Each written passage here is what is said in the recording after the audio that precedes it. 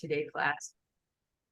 Hello, everybody. Welcome. I'm so unbelievably overjoyed. It's Lessons for Full Spectrum Humans, September 6th, 2023. I'm calling this the 2023.2 semester. And we're not even halfway through it, so don't worry. And you guys can recognize I'm reading in the chat. You see I'm in a new space. So yeah, I just moved across town, and now I'm a bit closer to my former favorite neighborhood where I lived a couple of years ago. So it's actually a really, really good positive move that developed very suddenly and unfolded in wonderful flying rainbow lasagna motion, as it always does. But this time is a very smooth ride. So because if people have seen my various moves and people are like, oh no, she had to move again. Yes, but don't worry. This is a positive move where I got to, even though it was very spontaneous, get plenty of overlap between new space and old space. So I don't have my fill light, so I don't have my usual lighting over here, and I was just trying to fiddle with the blinds to be able to make things look good. It is what it is. It's as good as it is for right now. And I was joking, go easy on me, because I didn't spend as much time last night as I usually do in terms of going over my lecture notes, preparing for class, because I was busy hanging up some of my my artwork to create my space. And as usual, like I have that painting over there. Hope you'll be able to see it better maybe next week. So thank you, everybody, and welcome. This is level 1, lesson 7, and it's called the Rainbow Journey. And it's actually another one of my favorites to be able to talk with you about this and share these concepts with you. This one in particular, like everything, is focused on how does this relate to the flying rainbow lasagna? How does this facilitate or bring you closer towards comprehending and embodying and being the verb doing the flying rainbow lasagna? So this, I'm going to grab my little sculpture over here. This teaching today is all about the flow of energy, how it flows through this toroidal energy field shape, which is the precursor to this. So understanding the flow of energy through this will help you to be able to do this. And also, I had planned on restarting my Path of Light class this past Saturday. I was moving this past Saturday, so please don't be disappointed. I intend to start it. I hope it's not too soon, because if I try to, I might wait actually 2 more weeks. We'll see, because I want time to really promote things properly and not be very rushed and bedraggled. Path of Light relates to the teaching that I'm sharing today, which was from 10 years ago. Path of Light is the newer stuff that I'm teaching about in terms of the journey of a photon, or the journey of the abstract nature of light itself. As light, it is not emanated from the star, but it goes on a journey. And that's what the journey is, that it's on a path and what it does on that path. It's very, very deep stuff. And it's an alternative, not even an alternative, it's the leveled up perspective on what light is doing. So for example, and it relates to beautifully the things that I wrote about or spoke about 10 years ago. So one of the things that's in my notes from my class from 10 years ago is this sense of the sun and all of the stars really as being emanators of light, that they're sending light in all these different directions, and that the light returns to them. It is not a unidirectional expulsion or whatever, exudation of light that then continues onward endlessly. Because I mean, that's the concept, is that in terms, and we have to also make a distinction between physical light that you can see that is optical, and light that is more allegorical in terms of your light body. So first, I should get organized here, because this is what I took the time to bring up this image for you. This is what I would call your light body, or your time body. And that this is made out of light that is not optical light. So you do not necessarily see it with your physical apertures at the front of your face, but you perceive this light with the various senses of your subtle body, your light body, which has its own senses. And Pedro, welcome, he's here in the class now, he's a long-term student, once asked me a couple of times, like, how many senses does the light body have? And it's such a good question, and opens the doorway to such a beautiful, larger discussion and description, because what you really have is a giant sphere of energy all around you. It's actually even bigger, like I'm just gesturing with my arm, but it could be 50 feet around you. or it could be, whatever, a mile around you. And that sphere is the sensory apparatus of your light body. You feel, it's your energy field.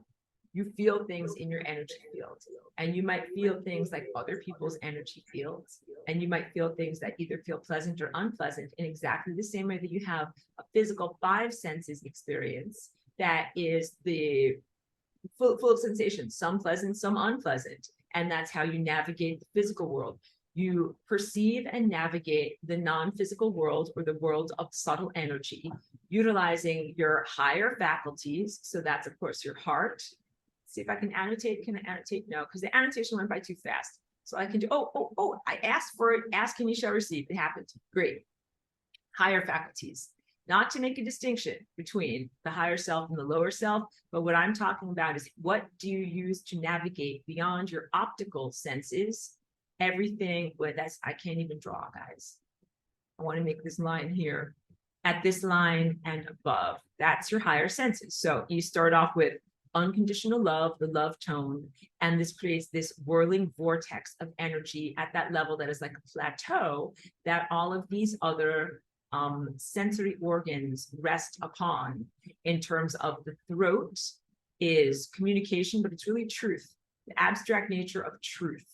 And then insight, which is out your brow, but really at the center of your head, coincident with the physical structure known as the pineal gland, but also sometimes independent of the pineal gland. So they're in the same place, but they're not the same thing. They're not interchangeable. And that's insight, which is your true mind, inner vision, beyond words and verbalization. Words and verbalization, that takes place down here in this other area and is largely an imposition. And then over here, it's not the best line. I can't deal with life right now. That's your crown right there. That's at the top of your head where your skull plates fused together after you were born, your little fontanelle closed. And that's also like the origins of, in art history, a halo, like an angel with the halo, because you have a vortex up above your head up there, and that's divine connection. And so you use those senses to be able to navigate what is a world of pure waveforms. You could imagine that this figure is in an ocean of waveforms. And I'm just going to draw these very regular sine waves because that's what that is. Also, please tell me in the chat, that's my air conditioning that's over there, little window unit. If it's very loud, please tell me if you are not able to hear me, like it just turned off. Please tell me if there was a sudden improvement in my audio quality, because I don't know, and I'll need your feedback and help me. Thank you. Help me, hold my hand. Good. This is an ocean of waveforms that you harmonically integrate into, and you do that in order to be alive.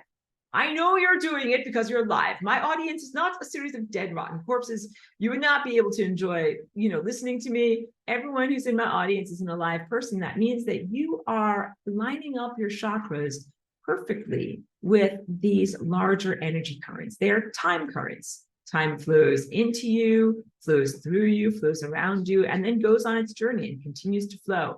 And time and light are intimately connected. So hold on, let me stop share. Let me check to see if you can tell me in the chat. Great, I'm happy that you didn't hear this. Thank you for just reassuring me. I need some reassurances today, guys. Cheeky too, both been like doing a lot of stuff.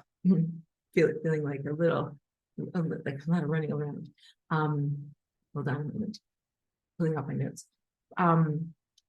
So you perceive the world of subtle energy, of pure time, timelines, probabilities, and possibilities using your sensory organs of your higher body, your light body, your time body, which is actually shaped like a big giant sphere or a big giant bubble around you. And there are analogies to your five senses. Like if you are strong in the visual sense, as I am a physical artist and I am strong in my visual sense, when I perceive information from my light body, that was actually the first stuff that I perceived. This is why I make it into these paintings and fabrics. That was my way of speaking and sharing it into this world. I also am very strong with music. So I also began to perceive these harmonic light waves that are non-optical light, it's pure information, as music. But also I want you to know it is a tactile sense too, that you might sometimes feel all the range of tactile senses in your light body. And so that can be like you feel something sharp poking you, or you feel a texture, sharp, soft, hard, shiny, slimy. All of these are textures, and light can have different textures to it, as well as different colors or hues, and it moves at different rates. So you might feel something like, you know how you can feel a faucet of water going on your hand, either very, very strong, like that's a lot of water coming at once, or a little tiny trickle. It's very gentle. Light can be in the same way. You can feel like, oh, I feel this flow of energy coming into me. It's a fire hose, like I'm being pushed back. Or it's a gentle trickle. It's just trickling on me. Or a fine spray, a fine mist. Like these are all things that maybe in articulating them, you want to say like, duh, Aurora, like, of course, because it's become so normalized and so much a part of your existence. You're like, yes, sometimes water comes out full force, and sometimes it trickles, and sometimes it's a gentle spray. But just try to remember back to when you were like 2 or 3 years old and you were like playing with the garden hose, and you're like, oh, like this is what water does. And sometimes it's like this, and sometimes it's like this. You are in the process of learning about the functionality and senses of your light body in the same way that you once learned about your physical senses, your physical 5 senses. And so there are various different qualities that you can perceive in the energy that is this pure energy of pure information that is beyond optical light. And some also aspects of what you perceive with your higher senses do not describe, they do not translate at all. There's no analog, nothing that is even vaguely similar to what you experience in that other place. And so that's been a lot of my challenge, my job, in order to be in that other place and perceive all of these things, then be like, okay, like how can I make that into something that is going to be truthful and that people can sense with their 5 senses and get a sense of what's going on in the highest sense realm. So yeah, some things don't translate. And they're feeling states. They are ephemeral feeling states. So all of this in order to say the sun is doing the same thing. Everything that you're experiencing, you are a fractal microcosm of the sun in the sky, and literally the entire stellar network. That's a giant light body. So in the same way that you have a giant field of data, information, possibilities and probabilities that surrounds you, the sun has a giant ball of energy that surrounds it. And there's optical light, but then there's also other forms of radiation. Then there's also the heliosphere. And the heliosphere is shaped exactly like this. It is a protective, energetic bubble that represents the thought structure and like the boundaries of the sun. And it extends to the outer edges of our solar system. So every single planet in the solar system is within the heliosphere, and it is within that protectionary field. It's within the energy field that is the thought structure of our sun.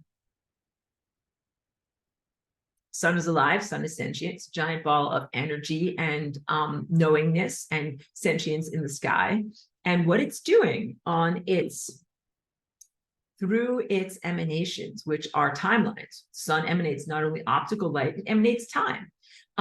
What it's doing is similar to a bat with echolocation. So how do bats do echolocation? They actually do not have very good optical vision. So mostly what they're working on is sound waves, and most of the time they fly around at night or in dark areas. So this works very well for them. They send out bursts of sonic waves that vibrate the atmosphere like this, compression waves that go through the air. And when it reaches something, like let's say, here's whatever, here's my water bottles, like a telephone pole or something like that, and I'm a bat, and I send out echolocation. And the sound waves, they hit against the telephone pole, and then they bounce back. Echo, the echo comes back to you. And through the changes in the vectors of the waves, you're able to sense like, there's a thing there. Don't fly into that thing. There's something there. Or maybe eat that thing. If it's a mosquito, there's something there. Eat that thing. The sun is doing exactly the same procedure with its emanations of consciousness, with its cognitive emanations. It sends out not only optical light and infrared heat and many other forms of radiation, but it sends out timelines, possibilities, probabilities. These are like mathematical descriptors of reality. And makes available energy to you. You are like the lamppost or whatever that is standing there, that is, these waves are bouncing off of. So the journey is not a unidirectional journey. This is very, very big stuff. I'm grabbing my, look, I have to like charge my thing. I'm complaining today, guys. I'm very complaining today. All right, going to the whiteboard. So let's draw the sun over here. And of course, this is actually not according to what I teach in Path of Light. Path of Light, I teach something really different, but this is the cognitive journey as you're moving onto the path of light. So it's worth it for you to learn about things like this. So this is the standard model, the traditional model. There's the sun, and then here's a beam of light that is emanated from the sun. And if that beam of light didn't act upon or be acted upon by any form of matter, it would travel in this direction infinitely. Got it? That itself is something to ponder. Think about that, an infinite journey outward, infinite unidirectional journey. And that would be like if you're a bat and you send something out and no echo comes back, you'd be like, I'm in an empty space. There's nothing there. There's no thing, nothing to bounce off of. Got it? So any one of these numerous, uncountable light beams that comes off of a sun or a star that simply continues going forever. It never encounters a speck of space dust. It never encounters planet. It never encounters a creature. It is never looked at or seen or observed. It is never absorbed by a material. It is never bounced or reflected by material. It simply continues on its vector, and the sun receives zero amounts of information from that. It's like, there's nothing there. Nothing has bounced back. But now let's draw. This is supposed to be a person. I'm just like kind of warning you beforehand. It's supposed to be. See how good it comes in. It is relatively human shaped.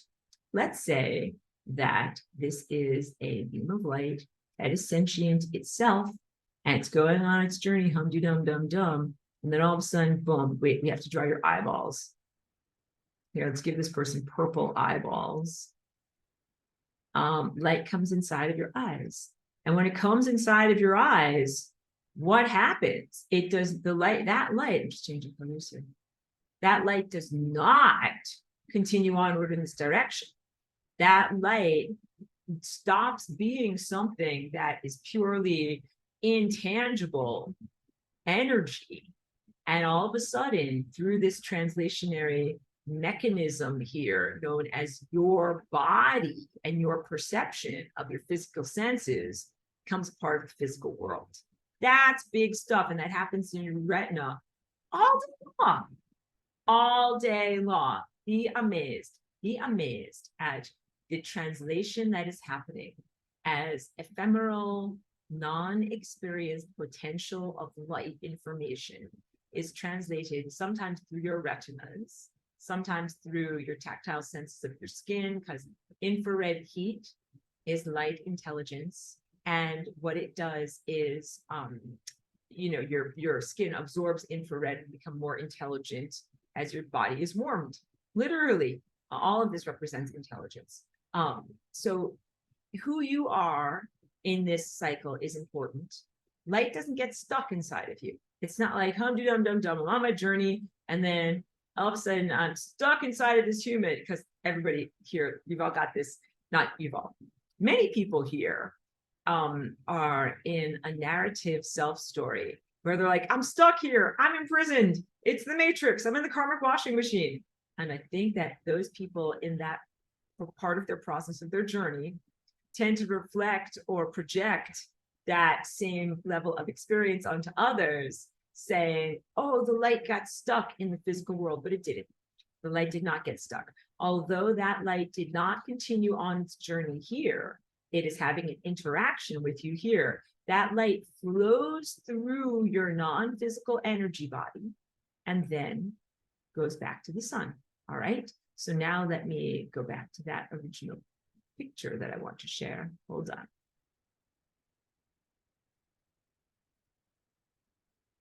So let's say that in this picture, this is the primacy of white light up here. And the primacy of white light is related to singularity, that place of infinity that is the overlapping of everythingness. Every single possibility and probability and anything that ever can happen happens there all at once. And that singularity and the definition of what it is, that's another thing to ponder. Like if you can't sleep at night, think about the eternal journey of a photon or light that just continues endlessly on its journey. And also, if you can't sleep at night, just think about the definition of the singularity and the zeroth dimension of what it is. It is infinity, because everything that can possibly happen is happening there. It is the pinch point, like convergence point of all of these, a vast array of divergent timelines. Literally every single story or narrative of what can happen with every single piece of either matter or energy or potential in existence overlaps at that spot. That, just think about that. You will just lay there in your bed at night being like, that is amazing. Yeah, it's intimidating to think about that. That singularity and the comprehension of what it is a major aspect of being able to leverage yourself up into a flying rainbow lasagna dance experience, and also be on the path of light in the sense of transcending light speed. And in today's class, I'm going to talk a little bit about where we got the sense of light speed from and why that's significant and why it's become a limiting factor as opposed to something. Usually information, knowledge is power, gives you expansiveness. This one created like a glass ceiling, like you're never going to get faster than the speed of light, but you can and you must. So your body being, meaning every single layer of your body, from your physical layers through your subtle layers, acts like a prismatic crystal. So I'm going to draw this over here as like, you know, a triangle. Usually they're kind of like these long, skinny bars. That white light enters into it, let's say through this direction. And then what happens is it comes out the other end as all the colors of the rainbow. So I'm just going to do a very fast rainbow. Every time I say I'm going to do that, and then I choose every color and make you guys watch the whole thing. But let's just say that's representative of a rainbow coming out the other side. I did it, guys. I did it. I overcame my obsessive tendencies. You are, because what I really want to talk about in this moment, and this is, you know, also I've spoken about this on other classes this semester, you are similar to, analogous to that prismatic crystal, that white light, which is the totality of all and the presence of all consciousness, in unity consciousness, like the recipe for cake over here, flows into you. And as it flows into you, it is separated outward, just like this. It is separated into different layers that are moving at different speeds. And this is why I say to you, when you are going to prepare to become a galactic citizen, you're going to meet and interact with other organisms. The real question is not like, who are you and where are you from? Like, what's your home planet? The real question is, who are you and at what rate are you moving? How fast are your waveforms? Because there are other dimensions or other subtle layers of reality where people are moving either faster or slower. And that has been the real limitation in terms of truly becoming a cosmopolitan, connected species and planet and dynamic of life, because it takes a different level of comprehension to say, okay, I'm interacting with things that are moving at a different speed. But your own body has all of these different layers that are moving at different speeds. So down here, your red layer, that represents your physical cellular structure, your somatic body. It's moving at the slowest speed and would be considered the densest layer of who and what you are. And lowest doesn't mean bad or whatever. It just means the lowest note. I don't know if you can hear this. My piano's not even on. Here, can you hear this? Play a low note. I don't know if you can hear it. But anyway, a very low note on the piano. It's not a worse note. It's not a bad note. It just means that it is a wavelength that is moving at a slower pace, not moving at a slower pace. Better way of saying it is that it has a lower frequency, because all of this is light moving at the speed of light. So it's not like one is moving faster or slower. Oh, now I'm getting all tripped up on words. Okay, because I said, at what rate are you moving? And that is essential. But the rate is determined as a frequency of waveforms, not as a speed. That is the most accurate language that I can give to you. So you have waveforms that are all moving at the same speed, but some of them have a higher frequency. They have a different shape, where the slower, not slower, larger, lower frequency waves like red and orange go traverse a landmark more slowly, but the higher frequency waves, more of them pass a landmark more quickly. Best I can come up with, guys. These are all the layers of your body, and they all represent different levels of reality.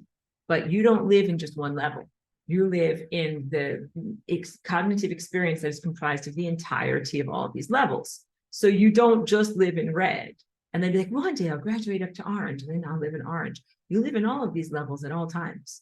They are all a part of you. So they are all integrated and part of the entirety of the story of who you are. And there's literally no way to dissect one of them out of there, make any of them go away.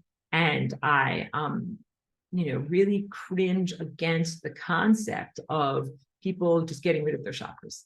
They're like, I don't like these energy organs. I don't like these limbs. Let's amputate everything. I think that that's actually a huge disempowerment and not an empowerment, because people are like, but the chakras, they've been hijacked and all these bad things. And I'm like, instead of that, I want you to reclaim them and clean them up and heal them instead of getting rid of them. But everybody's free to do what they choose to and want to do. But I consider it just like incredibly ill-conceived to quote unquote get rid of your chakras or dissolve the boundaries of what these layers of your body are doing, because it's actually a very positive thing to have this. It's your rainbow body. It is your subtle body. So you have this white light that then gets refracted into these different layers, all of the colors of the rainbow. I will not take the time to be able to pull every single color pen up. And then you think, okay, great, that light has become part of my physical body, like down here. So when light becomes part of your physical body, it means it went into your retinas and became a neurological signal. Or you ate it and it's electrons in the walls of your mitochondria, creating ATP, making it possible for you to go and do stuff. Or it became infrared heat that penetrated into your skin and made you feel warm inside. All of those instances represent the light becoming a part of the physical world. Or indirectly, the light became a part of the physical world through photosynthesis, and you ate the leaf that's in the electron transport chain in your mitochondria. It's not the end of the journey. That is the whole point, because this is a journey of sentience. This being up here is sentient. The infinity point in singularity is all-knowing. It is literally God. It is all-knowing sentience that becomes individuated in you in the experience of refracting these different layers. And then it's everything you have is borrowed, and you send it back. You send the signals back. Like I said, you are the lamppost that is bouncing signals back to the sun and the stars in order to give the sun and the stars an accurate view of reality. So the sun and the stars are emanating time and timelines, and you are swimming around in time. You are a first-person experiencer of the living artwork, the edifice that the sun and the stars has created or have created with their cognitive abilities. And you have stuff happens. You have your life experience. Like, this is stuff is happening. And then you send that experience back to the sun and the stars so that the sun knows, oh, this is what's happening.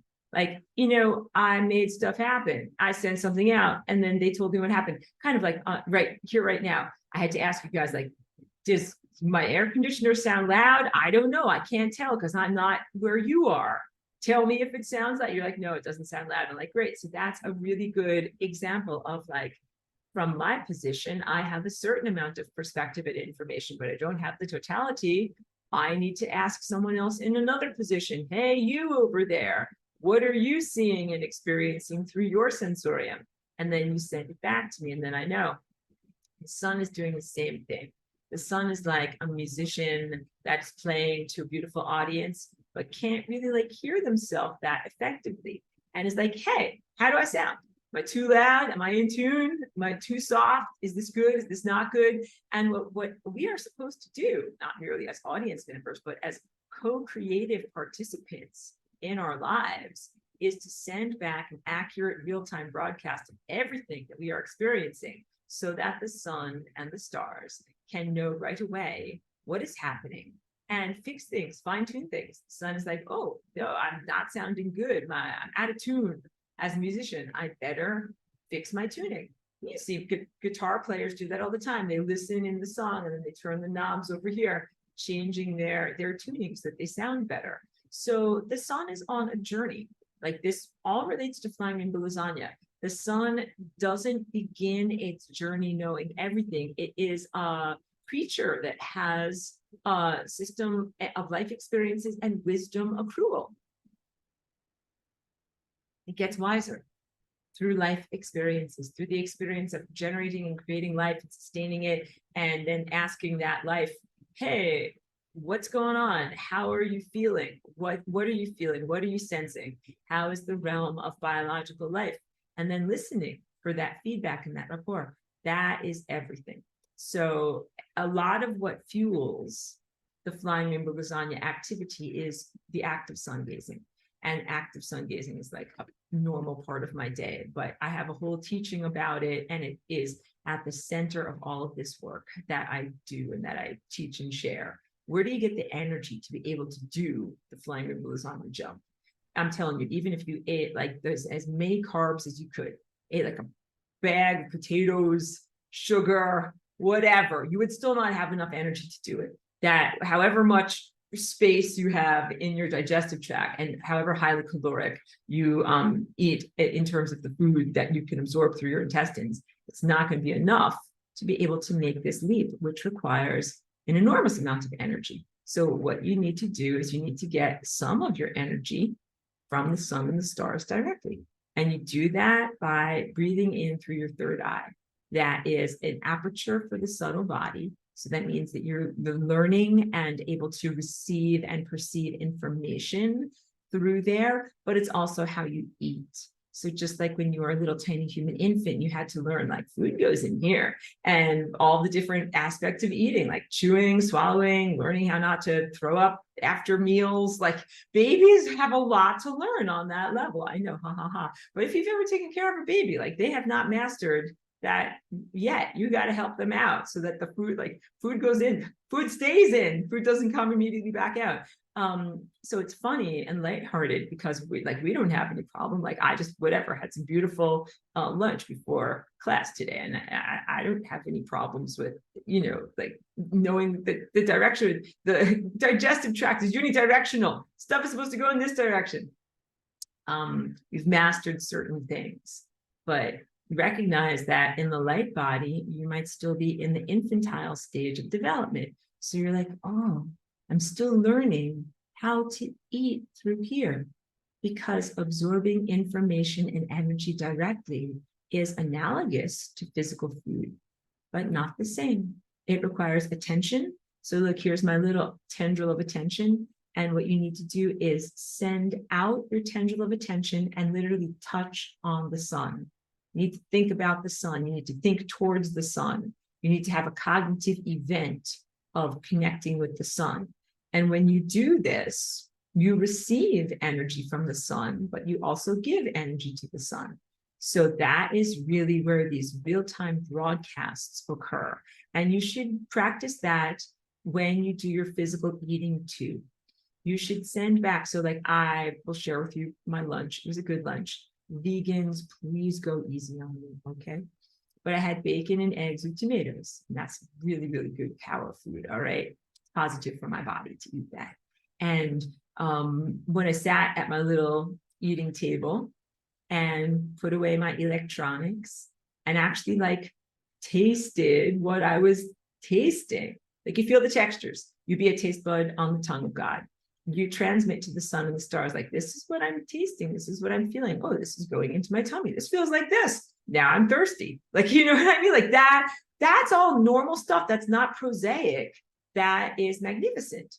Like, if you looked at it like from the perspective of outer space anthropologist, or the way that humans learn about other organisms, like, wild animal, like, oh, I watched like this wild gazelle chewing on some grass, and like then it got thirsty and it went over to the river and it drank some water. It's like amazing, amazing things are happening like that. That's what's happening in your life too. You're like, I ate this, it's a little dry, needed some water, washed it down.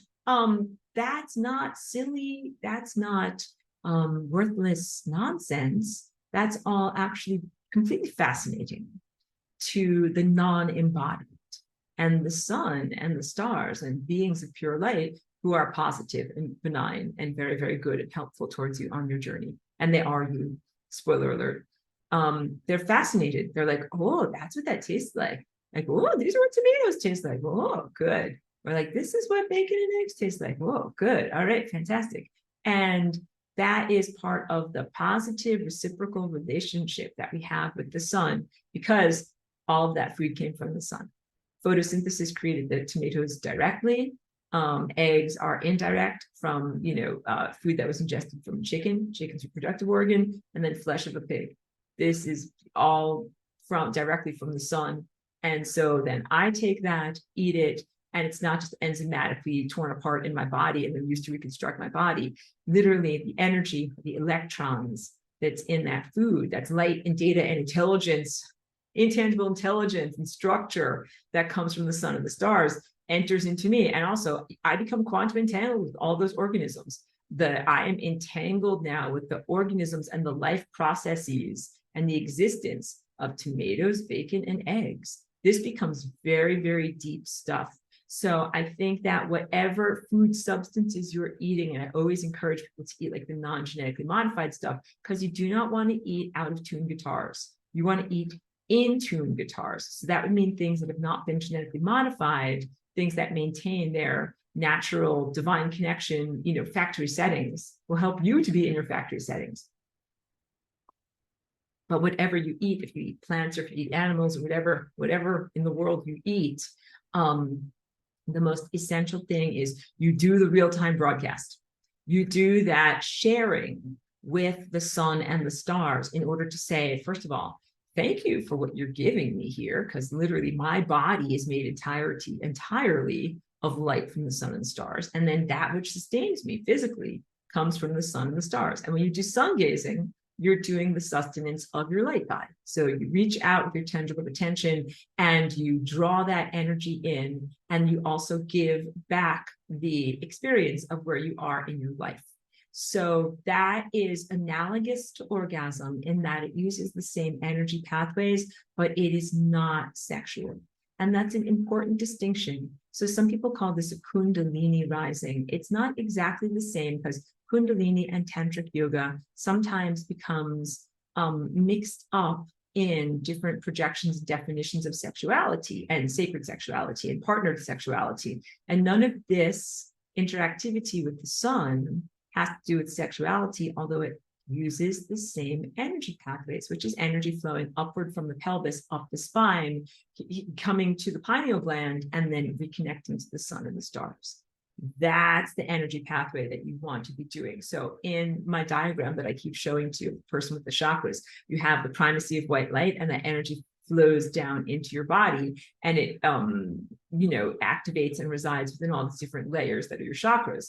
But then also you take that energy and you send it back, echolocation, and you send back the real-time experience of, this is who I am in this moment, having this experience.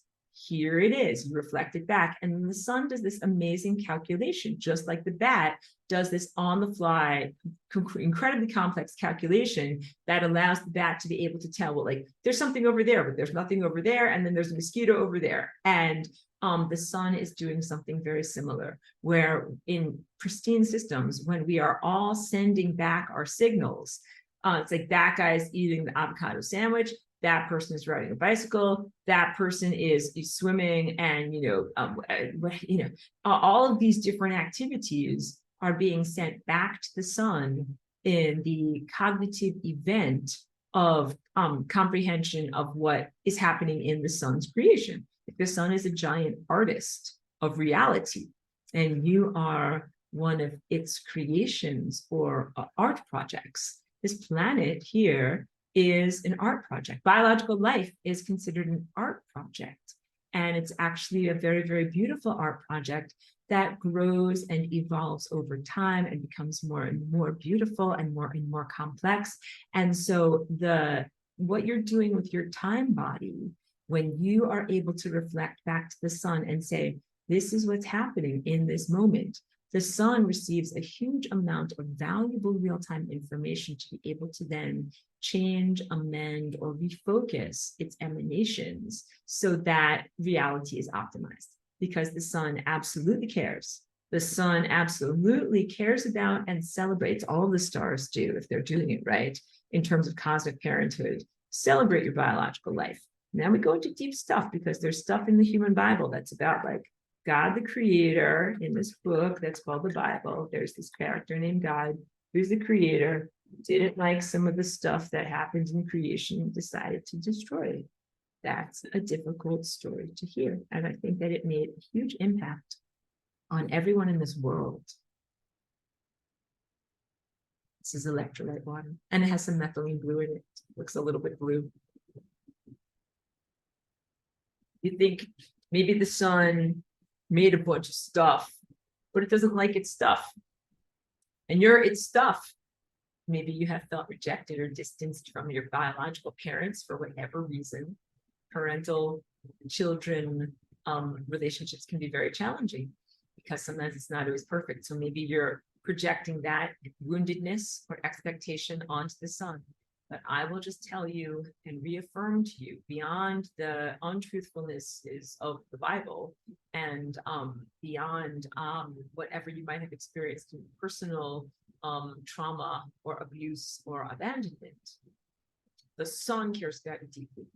The sun as an abstract ball of light and sentience and consciousness, more than a nuclear furnace, very, very clearly, is an enormously loving, caring, and compassionate presence that literally creates you and sustains you in every moment. So it's not like something that happened years ago and then you've been kind of like coasting on that energy. The sun is constantly gushing out. It's constantly bathing you. It's constantly making the chakra wheels of your body turn and spin. It's constantly giving you your cognitive processes. You would not be able to be alive and be sustained if in the moment, if not for the sun. And the sun cares about you deeply. So I want to share with you, there's a ritual, that's positive ritual, that comes from the India, like the subcontinent of India, that is called Agnihotra, Agnihotra. And it is done at sunrise and at sunset. And what you do is you have to build a little tiny, I should say it's a ceremony, a ceremonial fire, like you build a little tiny ceremonial fire, and it's often you do it out of compressed dung, like animal dung, smeared with ghee, and build a little fire. And then exactly as the sun is coming up, like exactly as it starts to crest into the dawn, or exactly as it is going over the horizon for the nighttime experience, you say these words and you offer 3 grains of rice. And what you say is basically, thank you so much to the sun. Everything I have comes from you. And I'm offering back to you these tiny little grains as just a symbolic gesture. Everything I have comes from you. Thank you very much. I will offer you back some of what you have given to me. It's a beautiful gesture, and it is known as a purification because it literally, the energy field that gesture of gratitude creates, it fertilizes and clears out soil and removes pollutants from areas. And people that do that are performing an amazing community service. Like, you're not just helping yourself, you're helping your whole entire neighborhood, all your neighbors, everybody's farmland, everybody's gardens, because it kind of reverberates outward from that epicenter of gratitude. So the more people that we have on the planet that are doing this, the better it is. And it is not required that you are somehow convert to Hinduism or anything like that. You can be a Westerner, a European. You don't have to be concerned about cultural misappropriation. You are invited and encouraged to do this ceremony in where you live. Like there are people that do it in Germany. I live in California. I've done it in California. And then the ashes that it leaves behind have a very sacred quality to them. You can sprinkle them onto your garden or places where you grow your food, or you can turn it into topicals that it's supposed to be very healing and very nourishing for the skin. Yeah, and you can, like I wouldn't say put it into your drinking water, but you could put it into water, you know, like that is a natural water source. All these things are very, very positive things for the earth. So that is a ceremony that aligns with this value system that I'm trying to share with you, the sense of profound gratitude for life, for biological existence, and for that which sustains us, all of which comes from the sun and the stars. Your chakras are made of light, or your subtle energy body is made out of light. It is made out of the timelines and possibilities that literally come from the sun. And then when we get into flying rainbow lasagna, what you're really recognizing is that your dance partner is the sun and the stars and pure light. Because what are you dancing with? When you do the flying rainbow lasagna, yes, you are dancing with the strings of your DNA, and that represents a bridge of light between your physicality, somatic cellular body, and the non-physicality of your multicolored, subtle bodies and multi-layered, multicolored, subtle bodies. But what you're doing is you're taking your energy field, that big giant sensorium, the bubble of energy that you have around you, and you begin to vibrate it in these different directions. That is literally what you're dancing with. You could say the medium through which you dance is time or is pure light, and that is partnerless dance. You're dancing with the medium that you are within. So we go back to that picture that I showed you, and I drew the waveforms around it. So it's an ocean of waveforms, the ocean of consciousness, an ocean of sentience. And you yourself are a holistic presence that is individuated, but submerged within that perfect sea of coherent light forms. Let me read it from my notes, because sometimes when I say it in the moment now, it comes out so inexpertly. But when I read it from my notes from years ago, I'm like, I said it so well back then. All right, let me get to where it was. And I need to talk to you a little bit about Newton and Einstein.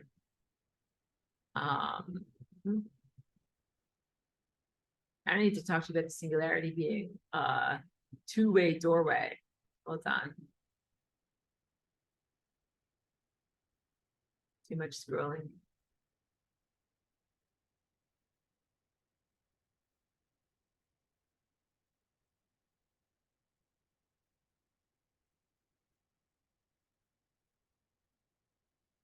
Okay.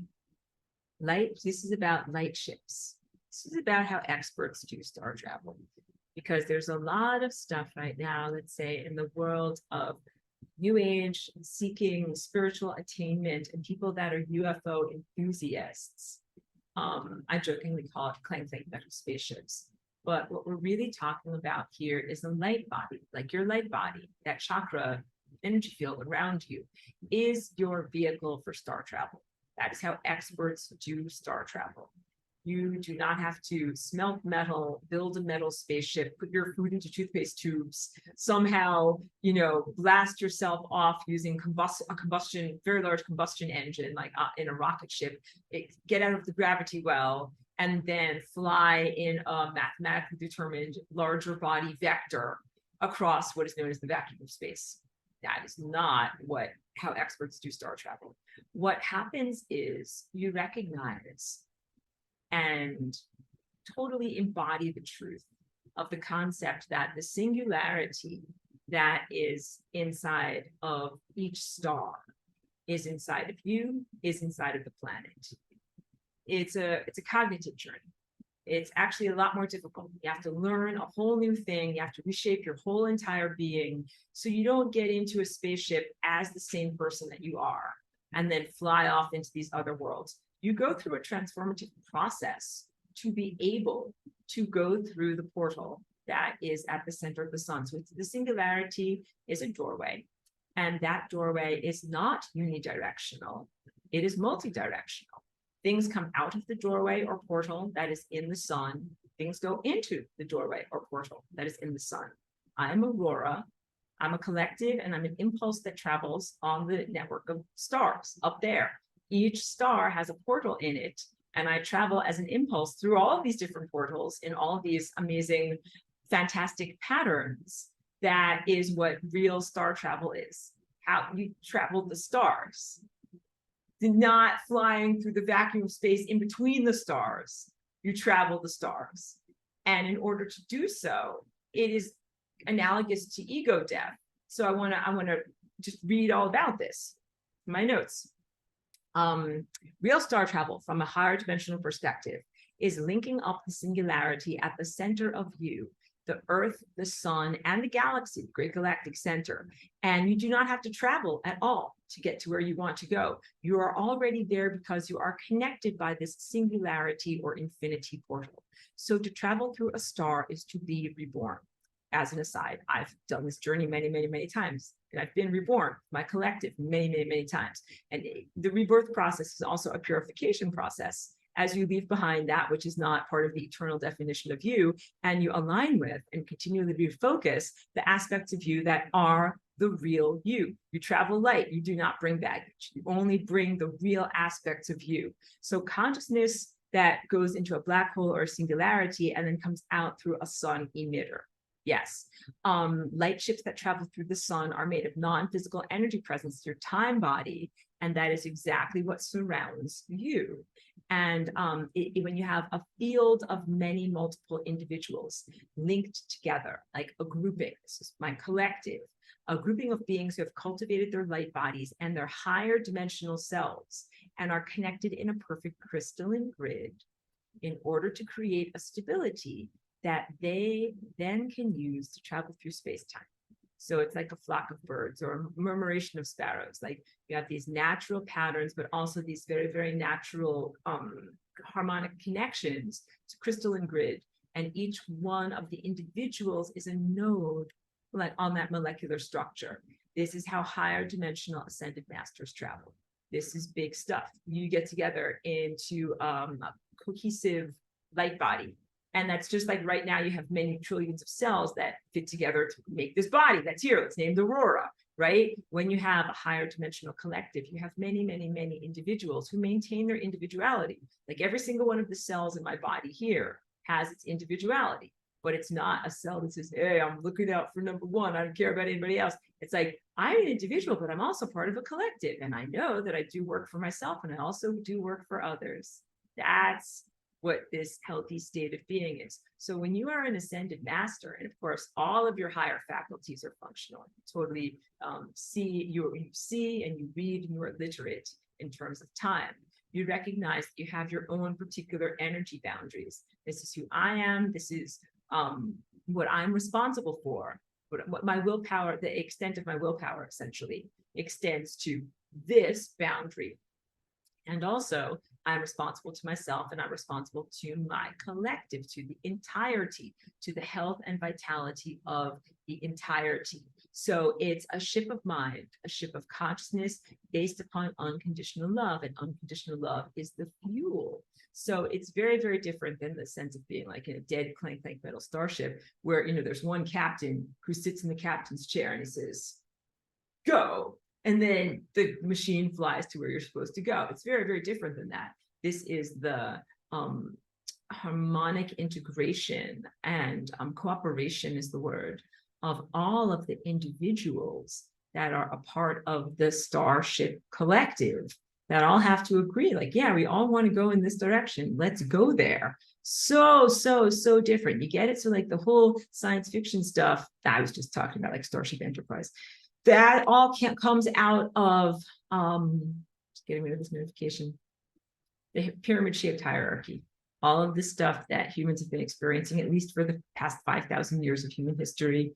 And a lot of it is largely externally imposed, with the sense of there's one leader at the top and you're just a lowly peasant. So then you can have, like lowly peasants in space, like this, there's one captain, and then everybody else is like, get out of the way, you're chopped liver. You're not programming the ship. You're not telling it where to go. Only one guy does that. That is not how experts do star travel. Experts do star travel as a cooperative, collaborative event that is more along the lines of when you innovate new music, when you're jam together. When you are recognized for the musical contributions that you make, and you sometimes play and you sometimes listen. And that's very, very different. The power dynamics are completely different in that world than the pyramid-shaped hierarchy. And it's never a sense of like, because usually the guy at the top got there through violence. Like, you better do this or else. You get it? Like, you lowly peasants, you better do this or else there will be consequences. My ship, my collective is not like that at all. It runs on love. It's like, I do this out of love. I do this because I want to do this for myself and for everyone. That is more the sense, I think, in your world, you would use the analogy of like how you treat family, someone that you love, or how I treat my dog. My dog is my family. Like, I do this for her because of how I love her. I don't do it because I'm trying to escape negative consequences or she will punish me otherwise or whatever. I do this because I love her. So, we went to the DOGFOOD store today and we got some good stuff that's good for her because I love her, not because I'm afraid of negative consequences otherwise. We reciprocally sustain one another in my Aurora collective. That means like it's joyful, so joyful. That's what love is. You're like, yep, I sent that guy 10 units of energy. And he was like, thank you. That was exactly what I needed. And then that guy sent me 10 units of energy. I was like, thank you. That was exactly what I needed.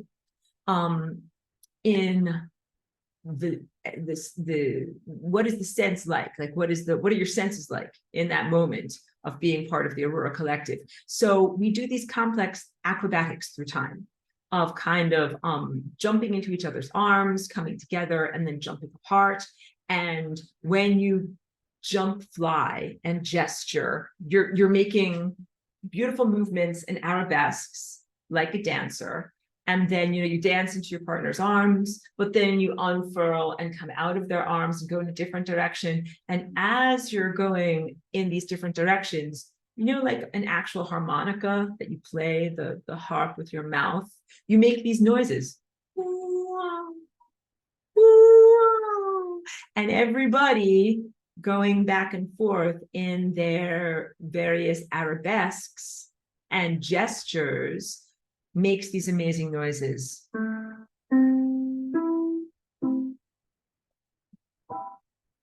Oh, I don't have the proper music settings on. Sorry. You didn't hear that. You didn't hear any of that. You're like, what is Aurora doing? Here's one guy. Here's a different guy. And they go dance into each other's arms. And at a certain point, like, you have boundaries, but you don't have boundaries because you are intimately connected. But there is always the limit of your willpower. Like, what can I control with my willpower? That is usually the definition of self. If you're wondering, if you have bad insomnia, you're like, I've already thought about the singularity and the path of light. Give me another one, Aurora. If you have bad insomnia, think about, like, how do I define the boundary of myself? What is me versus not me? And usually the answer that I come up with is the stuff that is me is whatever is within my control of my willpower. Like, I'm like, okay, like, this is me. I can move my arm. Like, there's a plant over there. Can I make that plant move? If it's not within my willpower, then I would say, oh, like, I guess that's not me. That's, a different aspect of the fractal nature of God. And it's fine. You're part of a collective. Some things are you that are under your own volition, willpower, and control. And some things are not you, and they're not under your volition, power, and control. It's somebody else's job. But you are very devoted to one another in the reciprocal support, because I need you and you need me. So that's exactly like Chiki's sleeping in dog bed. We've been moving. She's very exhausted. I'm tired too. But we're devoted to each other. I'm like, I need you and you need me, and we help each other out and we stick together on life's journey. That is exactly how experts do star travel. You don't have to, although you can, fly as one lone individual, throughout all of these different star portals. You can do it. But what really happens is there is a coalescence of different characteristics and consciousnesses. So I've told you that ascended masters are not just boring vanilla milkshakes, that you will retain your individuality and some aspects of the unique real flavor of you. When you are birthed through a star portal, you don't become like a vanilla blank slate, a nothingness or a non-being. Far from it. You maintain aspects of your unique qualities. That is positive. One person is a tuba, one person is a piccolo. These are different instruments. We want variety in the symphony of life. But what does not come with you when you're birthed through star portals is anything that is temporal, and that includes the temporal ego. So if I totally define myself by this dress that I am wearing right now here, I will be disappointed because I will not bring this particular garment with me. But right now, I'm like, that's me. I'm Aurora, that's my dress, that's Aurora's dress. But when I am Aurora as a waveform star presence, moving throughout the entirety of all of the stars of the galaxy, I don't bring my dress with me. We have a totally different bodily, I hesitate to say it, it's not a physical form, you have a totally different bodily form. You have metamorphosed, changed state, and you have a different form, and you're not defined by the things that were temporary that you used along the way. So I usually joke, like, I'm not my dress, and I'm not my coffee cup. Just reading through the chat here. Yeah. Okay, good. I'll change back the settings. Thank you for telling me that.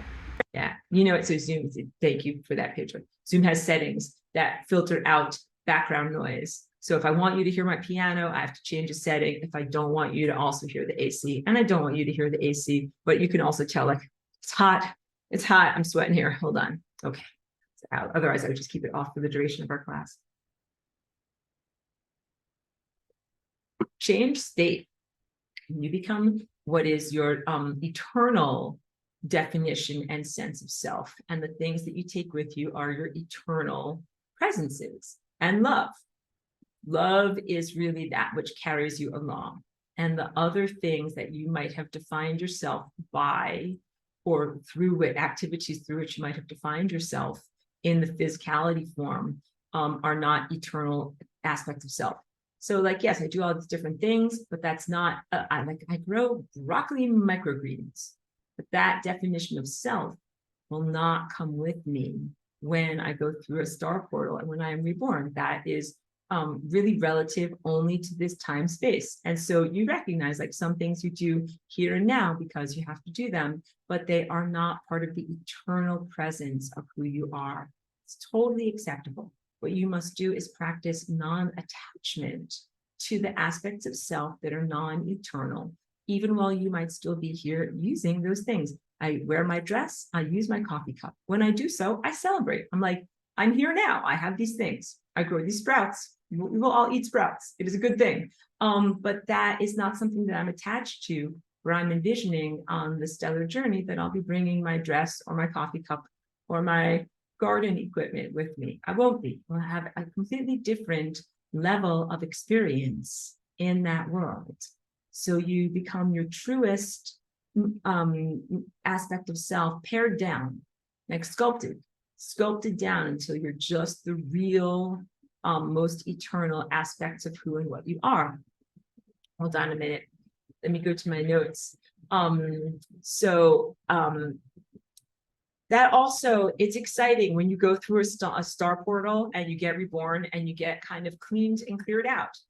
So, like, if you're worried about anything like nano wetware or any of these things that I openly talk about in this world, that stuff will not come with you through a star portal. Not only the implantations in the physical body, but nothing that would be an energetic or etheric implantation. None of that stuff is the real you. That stuff doesn't come with you, nor any of the thought structures that it might have implanted or influenced. in your mind. So yeah, you don't bring the crapola with you. You clear out the crapola. So some things are things that are temporal and they are here and they are useful. Some things are not useful. They're doo-doo crapola things that we don't want to have here. That also will not come with you, because I also think that there's some concern or fear that trauma residue, that you're going to take trauma residue with you. And I recognize where that comes from. One of your primary traumas here in this time place is what happened in Atlantis, and the lack of resolution, the way that that happened. It's like dying horribly and being an unrestful ghost. That unrest came with each one of us into this level of reality that is known as the realm of mortality. So you're like, wait, it happened in the past. I don't want it to happen again. I recognize that. So I'm here affirming you and confirming that the trauma of Atlantis, going from being an immortal god and goddess type of person into being a vulnerable mortal, that trauma will not follow with you when you go through a stellar portal, when you are an ascended master. In fact, all of the traumas that you've been through, and I'm sure that everybody has had ancestral traumas and personal and familial traumas in their lives, that does not come with you, because that is literally not the defining aspect of who and what you are. Those are all hurdles that we have jumped over and things that we have transcended, but I would say not things that make us our true selves. And I know that this is big, and it is presented in terms of human philosophy, but it's actually an energetic truth.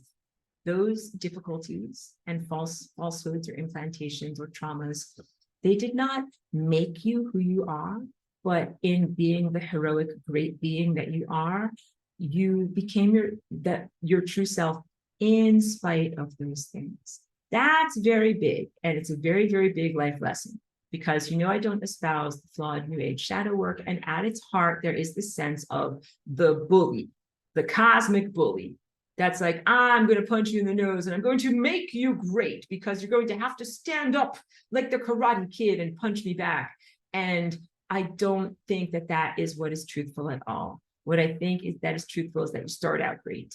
You start out in greatness. You are a noble presence, and that you are unfairly assaulted or harmed by these other things that might use a very flawed justification of saying, I'm a cosmic bully, I'm your teacher, I'm your this, I'm your that. But it's really just an excuse for violence. It's non-didactic violence. It does not teach you anything. And what happens is you become your true, loving, amazing, compassionate, great self. That is your light body in spite of that. In spite of that, the whatever, if you were abused or raped or physically beaten, that person did not make you great. And I think it's a hugely flawed rant incoming, narcissistic stealing of valor for that abuser or violator or aggressor to say, I'm the bully, I'm making you great, I'm making you great, I'm flushing your head down the toilet, I'm raping your ass. Like, oh, I'm so sorry to say that. But you understand what I'm saying. Sorry if there are children listening. They are not making you great at all. What they are doing is actually setting up every possible impediment towards greatness, because your greatness is your love, your compassion. When I talk about a light body, I really am talking about light and everything that that represents in this world. You become an ascended master, you travel in a light ship. Got it? The ship of pure information, pure, that runs on love. A giant glowing ship of pure divine intelligence that runs on love.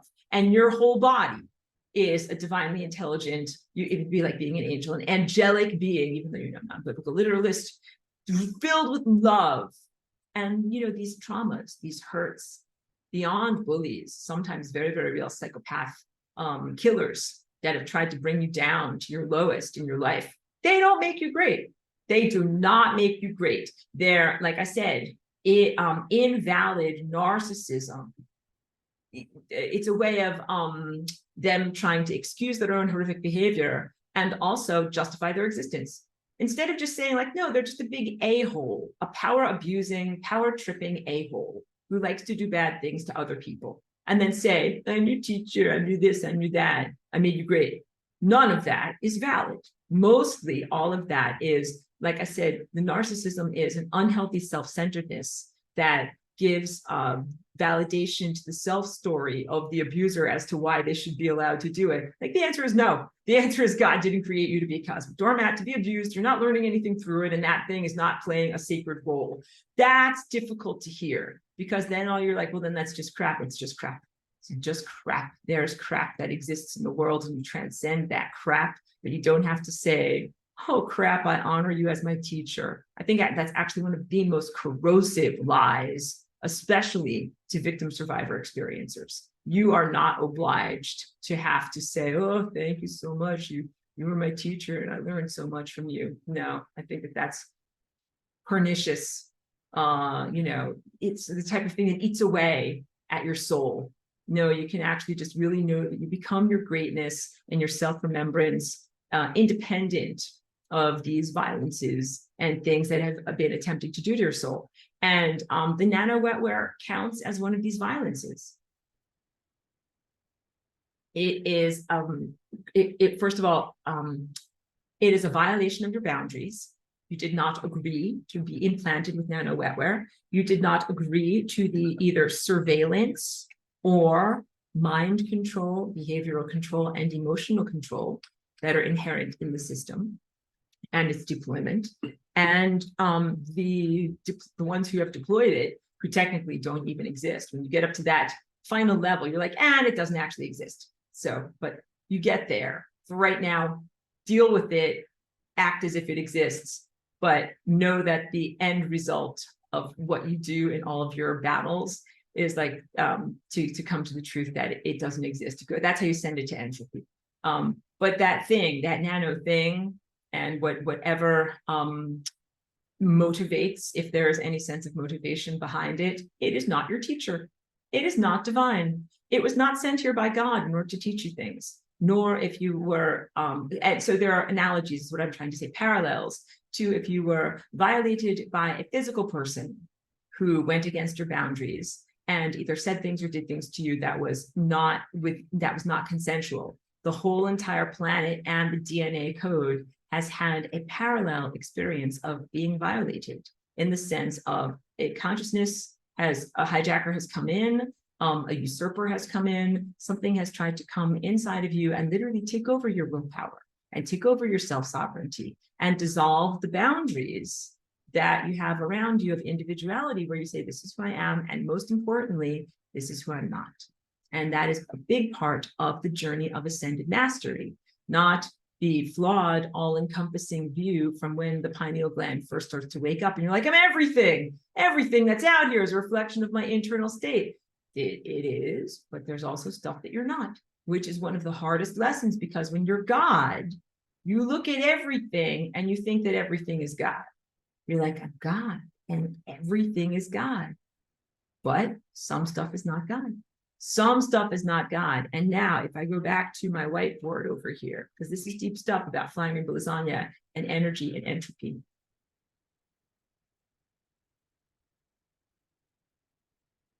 Remember, you have this infinity point up here, the singularity. And I say, some stuff is God, but some stuff is not God. This represents infinity, and it represents the overlapping everythingness of everything that can possibly be, everything that should ever be, everything that could ever be, and even stuff that's not supposed to be, even stuff that's not supposed to be. So what if I'm taking the color black and I'm coloring this half black, all right? And that represents the stuff that's not actually supposed to be in existence. And what the flying rainbow lasagna is an oscillation of the singularity between these two positions of being and non-being, light, information, awareness, energy, totality, presence, going very, very, very fast, and entropy. Not only not going fast, going as slow as it's possible to go, not going at all. Being stuck in time, not moving or flowing in time at all. Sentience, non-awareness. Motivation, non-volition. That what I give in the concept of the flying rainbow lasagna is a way to comprehend and give a place for the stuff that is not supposed to exist. Again, I'll reiterate, when you have your awakening, of your higher senses and you look around at the world, it's actually a very beautiful moment of personal birth when you tend to identify with everything, kind of like when baby geese imprint on their mom. They first get out of their little shell and they hatch and they look at the first face that they see and they're like, you're my mom, even if it's like a golden retriever. Then they think that that's what moms are shaped like. Oh, I love that you've got your little furry overlord there. That's beautiful. That's beautiful. Give some hugs and kisses. When you are awakened to your God self and your inner eye starts to open, what you look at around you, you're like, yeah, that's me, and that's me, and that's me. That is all God. It's a God, God, God, God, God, God, God. And it's actually a hugely vulnerable state because in this world, this is not a pristine world. And I will tell you that there is some stuff that's not God. That's just like imagine in your body if something got as a disease or a pathogen into the DNA, into the nucleus of your body. Viruses do this. And then imagine if you're, in the nucleus of your cell, and you're like, well, technically everything that's in the nucleus of my cell is me, and everything here is God, including that hugely destructive, big, giant pathogen. And then you have to say, no, cell membrane, that's not stuff that's you. That's not supposed to be you. That's a big, giant, destructive pathogen, and it needs to get out of you. When you are at this vulnerable level of your awakening, you have to keep going and get to this level of guidance from God that will help you to be able to distinguish the stuff that is the real you, the stuff that is God, and the stuff that is not supposed to be in existence. And the stuff that is not supposed to be in existence is errant signal. It is erroneous signal. Divine intelligence and light is 100% truth. And that stuff that is there, that is not supposed to be there, is not truth. It is not truthful. So you're supposed to be swimming around in an ocean of truth, in an ocean of correct intelligence, not errant signal. What you are in right now in this world here called Earth is it's full of errant signal. It's very, very difficult to be here right now. The 5 millimeter wave, the poop crapola, all of this stuff is errant signal and it's not supposed to be there. So this is, again, why I'm so protective of you. You're having your awakening, you're opening your eye. I don't want you to imprint on that stuff and think that it's you. I don't want you to say that it's part of God. I don't want you to think that it's necessary and it's your teacher and it's a part of yourself that's, horrible and ugly, teaching yourself about stuff. That's not you. Do you get it? If you go through the stellar portal and you come out the other side, you do not bring psychopathology with you. And that is also that cleansing and purification is also a part of the protection of the system, to keep the system a pristine system, to keep the system so that it is not hacked or invaded or pooped up with a bunch of crapola that's not supposed to be there. When you go through the portal that is the sun, as experts do star travel, that stuff cannot come with you into the next experience. So a lot of stuff that is poop crapola builds clank metal spaceships instead of going through star portals for that very reason.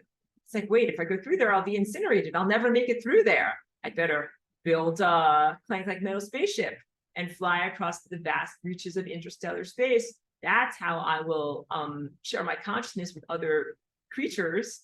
But it's totally not correct, because if you need a clank metal spaceship to get out of your atmosphere and out of your world, you're not ready to meet other aspects of yourself that are other biology art projects from other stars. You're not ready to meet them.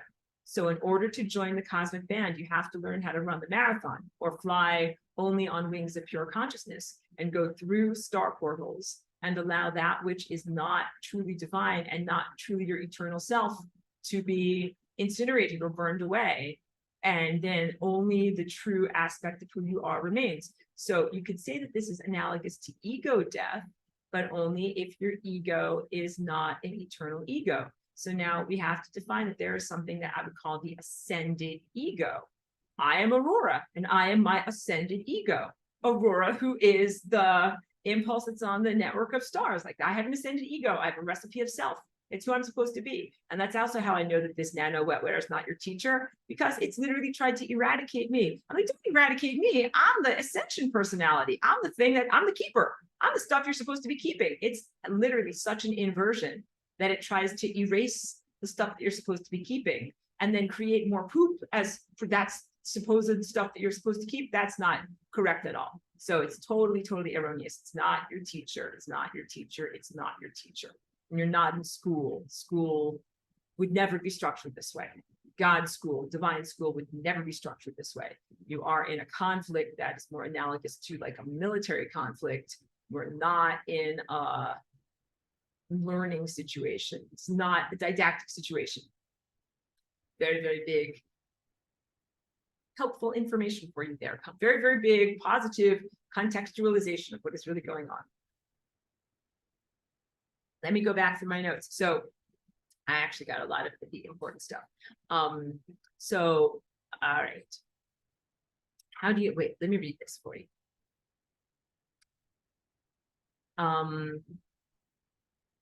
So non-loving aspects of social structure and society that are harming humans and the planet, and falsehoods that dry up and fall away, those are the things that do not come with you through a stellar portal. The eternal self comes through the other side. And we see in my notes, I talk a lot about so I recorded these original lessons not long after December 21st, 2012, which was an amazing time when everyone thought like the world was going to end or things would explode or implode or something massive would happen. And what happened was we did go through the singularity. You are now on the other side of the singularity, of that moment of complete novelty. But it does not mean that you died, or that you don't have a physical presence, or that you don't have to go to the store and buy bacon and eggs and tomatoes. You still have to go to the store. I still have to take care of your tires on your car and whatever paperwork that makes your car viable and able to go on the road. You still have to do all of those things. And I've been doing them for over 10 years, and you celebrate that you're doing those things.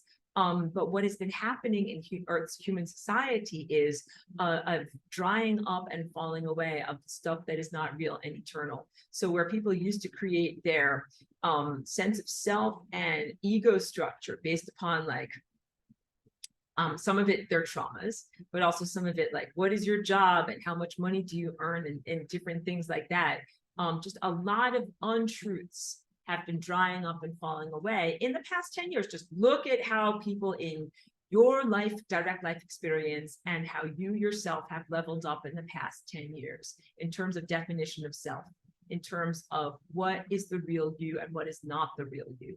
So there's something I don't agree with when they say that expression to err is human, but to forgive, divine.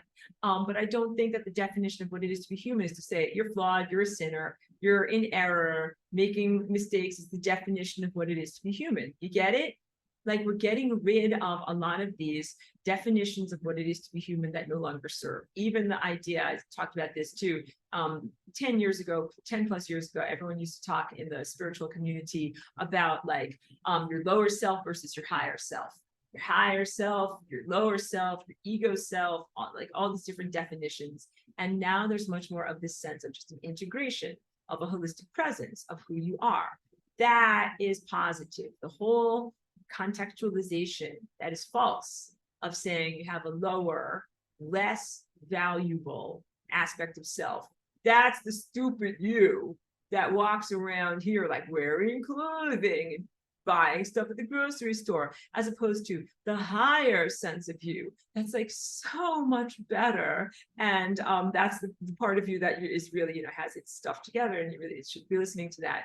No, it's no more of that. That was a miscontextualization, because now there's this beautiful connectivity and this bridge between all aspects of yourself. You're like, I'm all of this. I'm all of this. Just think about the changes that have happened in the past 10 years as I see a lot of things, like people's attachment to money. People are still a little bit attached in the sense of like whether they want to go into some kind of a crypto thing or a quantum financial system thing or a universal basic income kind of thing. When you really have your higher senses come online, you will not want to use money as an intermediary. You will not want to use, you will think it is this clunkiest, most unnecessary thing. You'd be like, well, no, of course you don't need to have that. Like, you value what is valuable. Energy flows to excellence. Yeah, this whole idea of like, if you're supposed to live in a particular house, like you live in that house, you don't have to be like, well, first you're going to have to earn this many dollars and sign this contract, and then you will pay this, and then you'll pay this. Like, it just doesn't go that way. But that's in a world where everybody is sighted and literate. In a sighted, literate world, we'd be like, you're going to need a guitar. Here, have it. And the guys be like, thanks, this is exactly what I need. Does this sound exactly like the embodied allegory of what it's like in my non-embodied, purely waveform Aurora collective? Because it is, because it does. Because you're like, you don't even have personal ownership of the guitar. You're like, oh, I've been holding on to this object over here, but that guy over there needs that object. I give you that object. The guy's like, thanks, this is exactly what I needed. This is the way that you function at that level. That's if all parts are positively aligned. If it's a frictionless system, it's like a engine that has perfect. It's been machined to perfect tolerances. There's no friction. Everything fits together perfectly. Every life and every vector of possibilities fits together perfectly. So I've used this example also, like sometimes you might get an inner directive. You're like, I have to knit a blue sweater. It has to be this size. Like, okay, I don't know why, I'll do it, make the sweater. And then you meet someone who's like exactly that size. And you're like, hey, blue's your favorite color, right? Here's this sweater, I made it for you. Like, you follow your inner directive. And in doing so, you have this reciprocal sustenance. And so the experiences that you have in the physicality state are moving you towards the non-physicality state. And that is also what flying rainbow lasagna is. It is not escapism from the physicality state. It is an integration of the physicality state into the non-physicality state to the point that you become infinity. And that is basic truth. So when I talk to you in this sense, like it's very clear.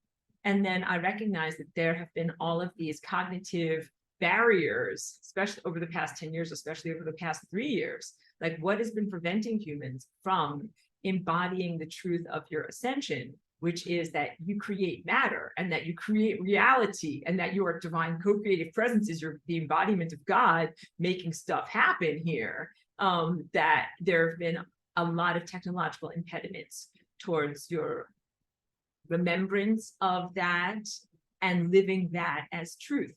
But that's what was on the menu. That's what was on the menu 3 years ago. We are, of course, rectifying the journey that humanity has been on. Humanity swung gyrated wildly out of control, all the way over to there, then swung all the way over to there. Now you're finally getting back to here. You're like, wait a minute, I was on a spiritual journey. All of this stuff happened. Like, I got a job, I did emails, I did all these things, or whatever you did that was practicality wise that, sustained you for the past several years. But really, you're on a spiritual journey, and that never ended. So back to my notes and December 21st, 2012, I talk in my notes a lot about Time Wave Zero, Terence McKenna. It's worthy work of looking into, not a complete endorsement of the man, even though I think that he was a very, very special and unique, worthy, good person. But he created this Time Wave Zero algorithm that sensed novelty. And December 21st, 2012 was one of these nodes of complete novelty, which means anything can happen. Like what I talk about, press the big red button, anything can happen. And anything did happen.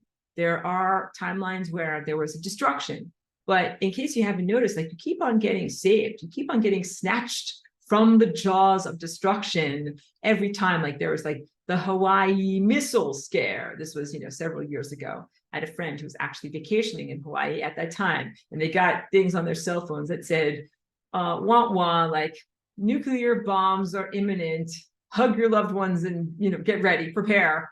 And I'm paraphrasing, but they received these emergency alerts. They all hugged each other. They huddled in the hotel. They were ready to die.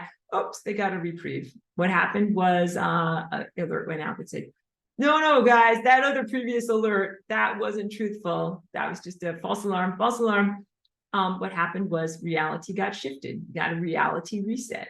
You've had so many second chances and so many reality resets. Actually very positive. It's not accusatory for me to say that. And use that as an example of the amount of support, cosmic support that you are receiving from like the literal fabric of time and space and consciousness. That's like, look, you're not supposed to die. You're not supposed to get incinerated in some stupid conflagration or just get flushed down the cosmic toilet. Like, you have a job to do. You have to ascend. You have to do this thing. So you have to do this thing. You have to make this achievement. And this achievement puts you into the state of eternal existence. So I want to talk now a little bit about Einstein and Newton. So in my notes, I talk a lot about Newton and bring him up because this particular thing that I'm sharing is called the rainbow journey.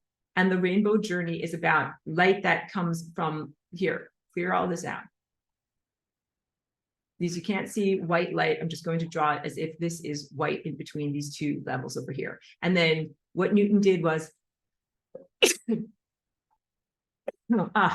pardon me, thank you for that.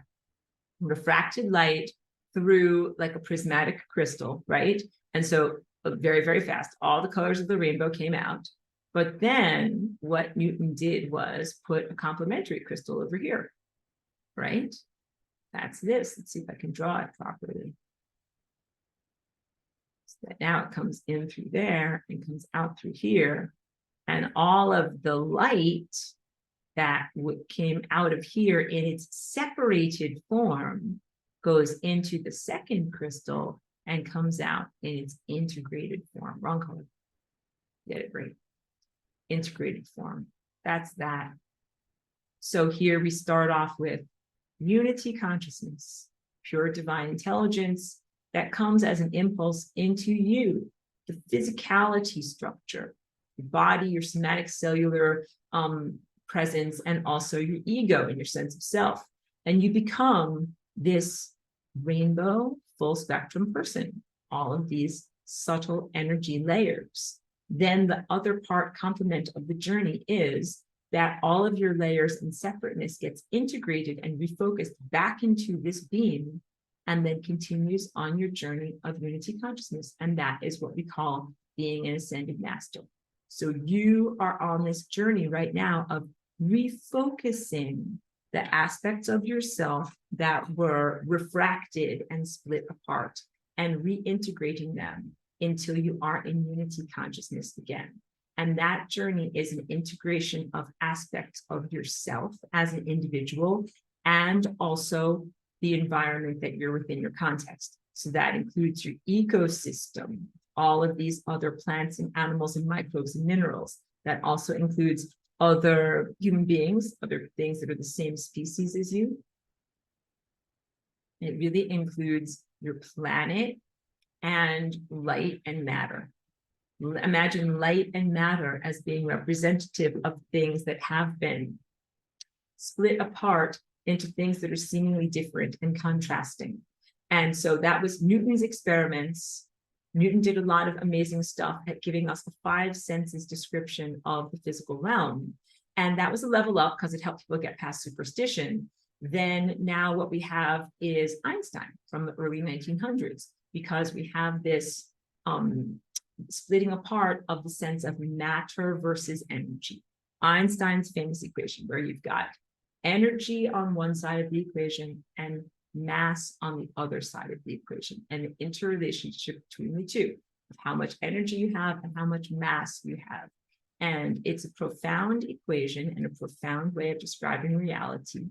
The only problem with that is that it gave humanity some additional freedoms in how the story state, the cosmology of where you say, like, how is reality structured? And Newton says, like, stuff is made of stuff, and it's stuff.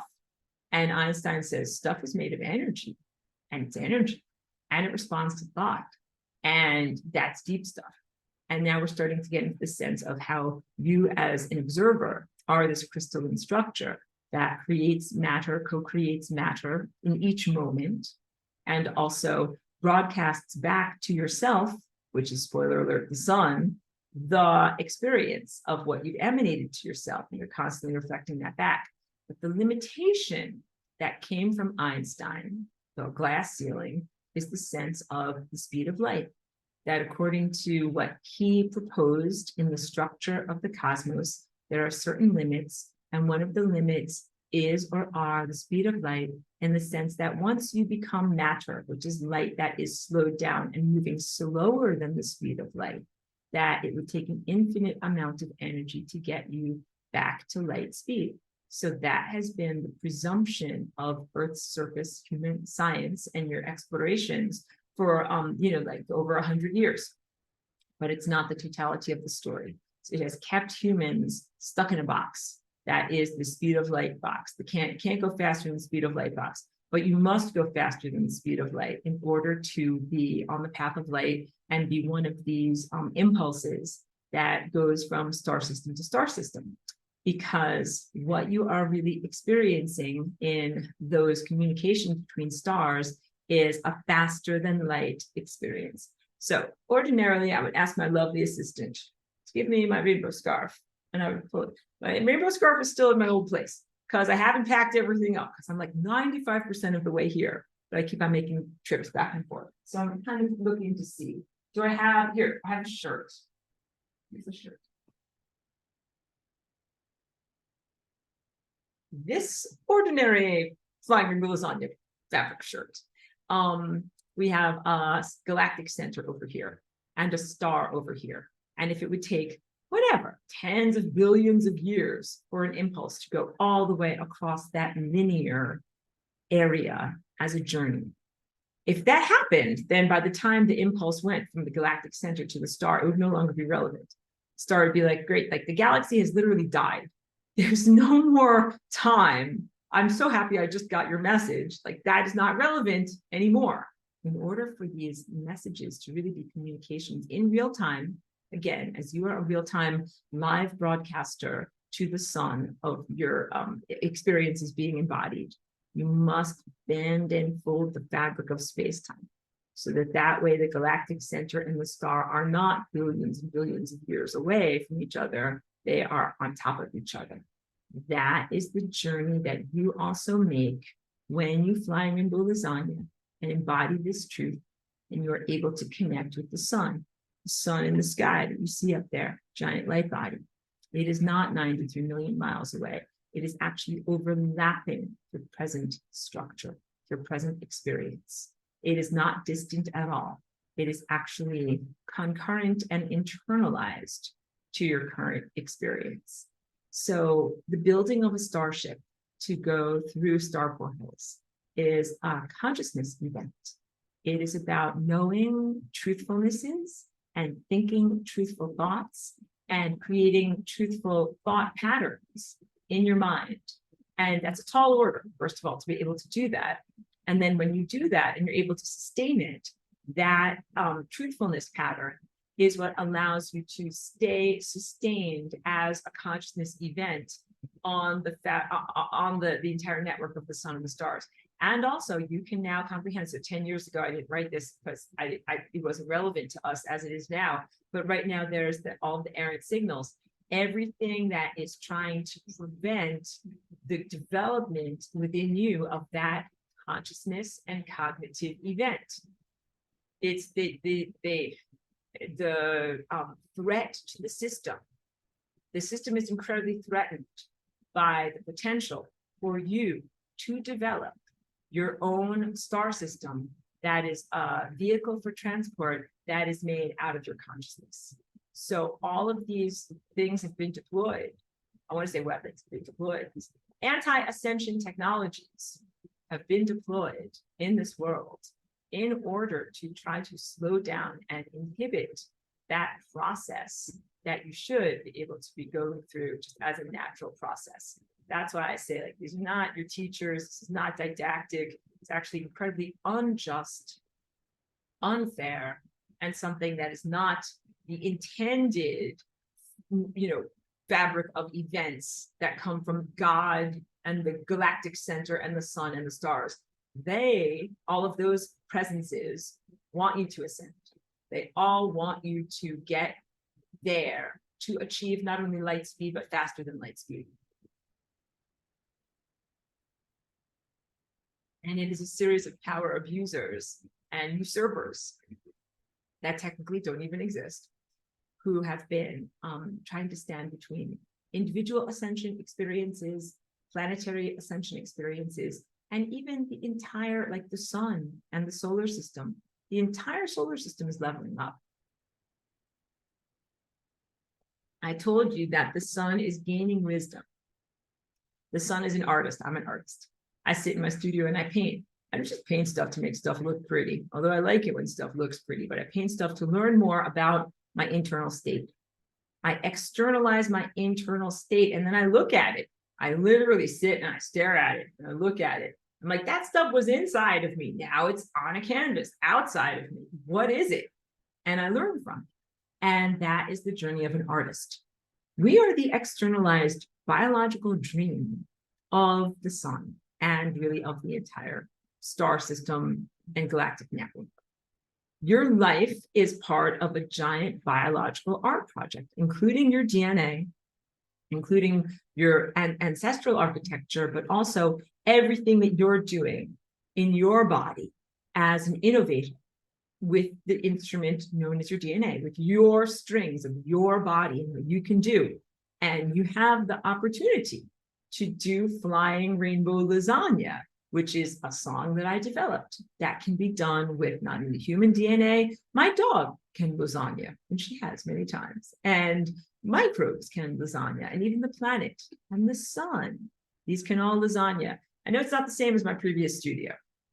You can still see it up there. That's that painting. That's why I put it up there, so that I could point to it. The sun, the earth, and you are all lining up as these portals to infinity. And the transformative metamorphose experience that is true star travel is happening in you, the planet, and the star at the same time. So this is very, very different than thinking like you go through a star portal, like going through a tunnel, like whatever, New York City, the Lincoln Tunnel. Like the tunnel is just this dead, stupid thing, and you're in a car and you drive through it. No, the sun is transformed by this experience. The earth is transformed by this experience, and you are transformed by this experience. Everything becomes refined instead of purified, which implies impurity. Let us simply say refined. Refining out the stuff that's not eternal, refining out the stuff that's not supposed to be there, refining out stuff that's even just non-ideal. It's just not 100% on it, and only leaving 100% of the stuff that is the very, very real essence of who you are and who and what this planet is and who and what the star is, because the star is a sentient, alive being. So wait, and I have so much more. Okay, wait. A singularity at the center of all of these micro and macrocosmic structures. Got it? So wait. Oh, I also have to say this. So planetary consciousness is coming through the singularity, right? The singularity that we went through on December 21st, 2012, that I joke about, we're through the looking glass, people, like that's, silliness to say, like, we have gone through this transformative experience. We're in the process. You're on the other side. Everything that you've experienced over the past 10 years, this is all non-regular, non-normal stuff that is all really designed to elevate you and bring you to this faster than light speed experience of truthfulness. All right. So falsehoods dry up and fall away. Non-loving aspects of social structures in society that have been harming humans and the planet, those also become vestigial traces. And now we have entered into a new space, the singularity space, post-singularity space, an area of complete newness and novelty, a new opportunity to express that eternal truth and eternal self on a high level. So this is analogous to what happens when an individual dies, but it's not death.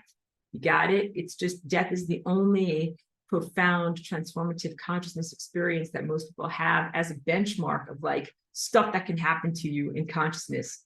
Because you once were one thing and then you have this experience and then you're not that thing anymore. You're something really, really different.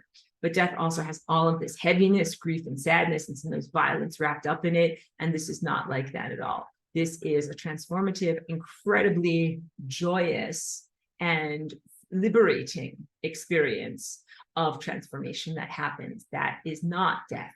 It is not death at all. It is eternal consciousness, and it is continuity of you on your journey. Planetary consciousness comes through the singularity, and the journey of a this is also analogous. If not, I keep using that word. There are parallels in the story of the journey of a photon, which is what I talk about in Path of Light, a little tiny piece of light, a little tiny piece of sentient, self-aware information and data in the mind of God that enters a black hole and is then birthed through a star emitter. So it's just, again, return to what is a star. A star in our present world of mortality has a lifespan, meaning it coalesces out of a planetary nebula, a bunch of dust and gas and hot stuff through gravitational waves that cymatically, harmonically integrate it until it comes together. Poof, it has enough stuff to begin to create these cascades of generative experiences. That's during the time of its life when it is an emitter, sending stuff out, sending out not only optical light and radiation that can be sensed by humans, but also time, mathematical possibilities and probabilities. The sun is computing all the time, computational,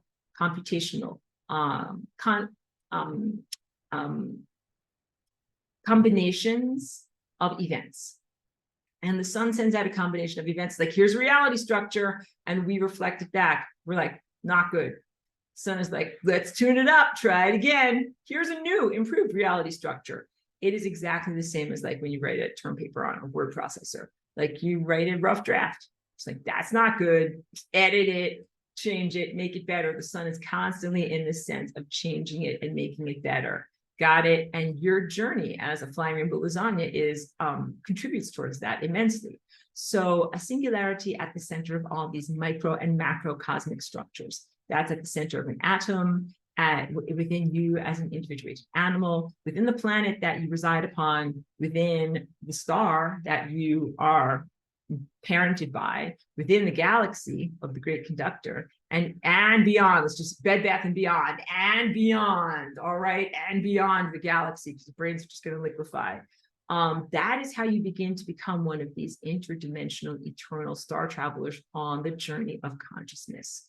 It is the recognition that the singularity here at the center of this structure, same singularity at the center of every photon and at the center of every star, at the center of every planet, at the center of every single one of you, at the center of my dog, at the center of every single cell that's in this tree outside of my window. And there's so many doorways to infinity, an almost uncountable number of individuated doorways to infinity that all go to the same place. That is all that singularity. How do you make a ship like this? How do you make this type of consciousness vessel? By cultivating your consciousness, your mind, by changing your ideas, by beginning to make these connections between the external and internal thought structures. That is also part of what ascension is and what humans have been experiencing for the past 10 years or so. The outside reflects the inside. That is the essence of flying rainbow lasagna, the externalization of your internal dream state. Now, I say this all the time. When people are afraid of pole shift, they're like, trauma, bad stuff has happened. Hug me. I'm like, you're okay. Don't melt down. You're okay. Because I know bad stuff happened to you in the past when there was pole shift on this planet, destabilization of the crust, changes in Earth's axis, profound metabolic changes on Earth's weather patterns, changes in terms of the biology and zoology of what is here. Everything changed. Everything changed. And it was not necessarily a positive or easy transition. And people now, they're like, there's going to be another pole shift. And they think like they need to get a bunker or get a spaceship out of here, fly away, dig underground, do something like as some kind of survival preparation. The real truth is that you're not going to face a destructive cataclysm. What you're going to face is the inside becoming the outside, not a north-south to south-north crustal displacement pole shift, but instead an inside to outside pole shift. And what would happen if that happens? Everyone's going to be like, oh no, I have bad stuff inside, trauma and all sorts of unprocessed crap. That does not mean that you will create negative time loops of the same imprisonments or the same times when you're violated. Imprisonments, violations, amputations, mutilations, you're not going to have the same thing happen to you again. What you will externalize is the opportunity to heal all of those traumas. Release the baggage.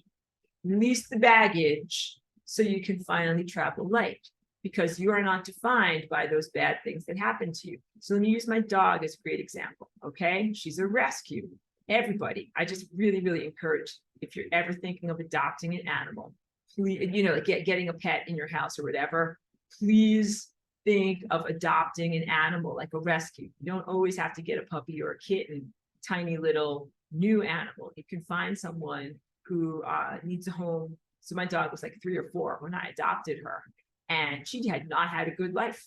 She was afraid of the world because they yelled at her a lot, probably were physically violent towards her. So here's the emotional baggage. Like, she was afraid of the broom when I would sweep the floor because somebody probably hit her with brooms. Got it? She was always afraid if I rolled up a newspaper to swat a fly, she thought she was going to get hit. She was ready for the repeat of negative behavioral patterns that she had imprinted upon, very sadly, in the first chapter of her life. And so for me, my job was to teach her that there's a whole new chapter here. No one's going to hit you with a broom. No one is going to hit you with a rolled up newspaper. In fact, you'll receive an endless supply of food rewards and tiny tidbits and goodies that encourage good behavior. And everywhere you go, people are going to hug you, compliment your cuteness, and want to interact with you in some way. All right. And that's what I started doing. Like, I started socializing her, bringing her around town, having her meet people and have positive interactions and live. This is the release of emotional baggage. Little by little, she learned life's a fun adventure. Like, she would wake up in the morning and kind of jump on top of me and be like, I'm ready to go places and do stuff because fun stuff happens and I like the places that we go. Got it? And it took maybe like 2 years or so for her to just fully let go of the baggage. And then she's not going to bark at people that wear baseball caps or, you know, whatever, any of the things that were her triggers because somebody wearing a baseball cap was mean to her a long time ago. Don't define the nature of what my dog is by the abuses that she endured. She made it through those things. And now her real personality comes out, which is so sweet, so loving. She walks right up to strangers. She lets people hug her. She lets little kids hug her. She lets, you know, whatever, almost anyone. She barks and is protective of people who are like socially inappropriate, but everybody else who is a good person, she is very, very happy to interact with. That is what I'm talking about. That is release of emotional baggage so that your true personality can come out. Please relate with and identify with my dog because you might be a person who has had these experiences in your life. You might have suffered from physical or verbal abuse, might have been in childhood or in adulthood. You might have had negative interactions, 100% negative interactions, where you didn't even know that people could be cool. Maybe you withdrew from the world and thought like, that's it. There's no place is safe. That's what the trauma says to you. And it turns people into very withdrawn, very frightened beings. And when you release the trauma and release the baggage, what happens is you become an expansive being where you're not afraid. You're absolutely meeting the world with open arms. You're like, I can't wait to meet those people. I can't wait to talk to those people. I can't wait to eat those cookies. You know, I can't wait to go places and do stuff and experience things. So if you are a person where you're in your journey, where you're like, that's it, like, I just want to get away from the world is so effed up, everybody's effed up, everybody's mean to me, all bad things have happened, nobody is cool, get me out of here. That's all trauma. And your response to that is not really the real you. It's personality distortion. But please don't be down on yourself for being personality distorted. It just means that what you really need is the transformative experience of love. That's what I gave my dog. I gave her a ton of love, a ton of transformative experience. Strangers in our town all gave her love. And she learned that you can have a completely different level of reality, completely different level of experience.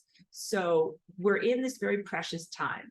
after December 21st, 2012, and as we are like on this journey towards the culmination of returning the separated aspects of self back into unity consciousness, the refocusing of all of these individuated layers of self back into God's self. And it's going to be amazing. Believe me, it's going to be so worth it.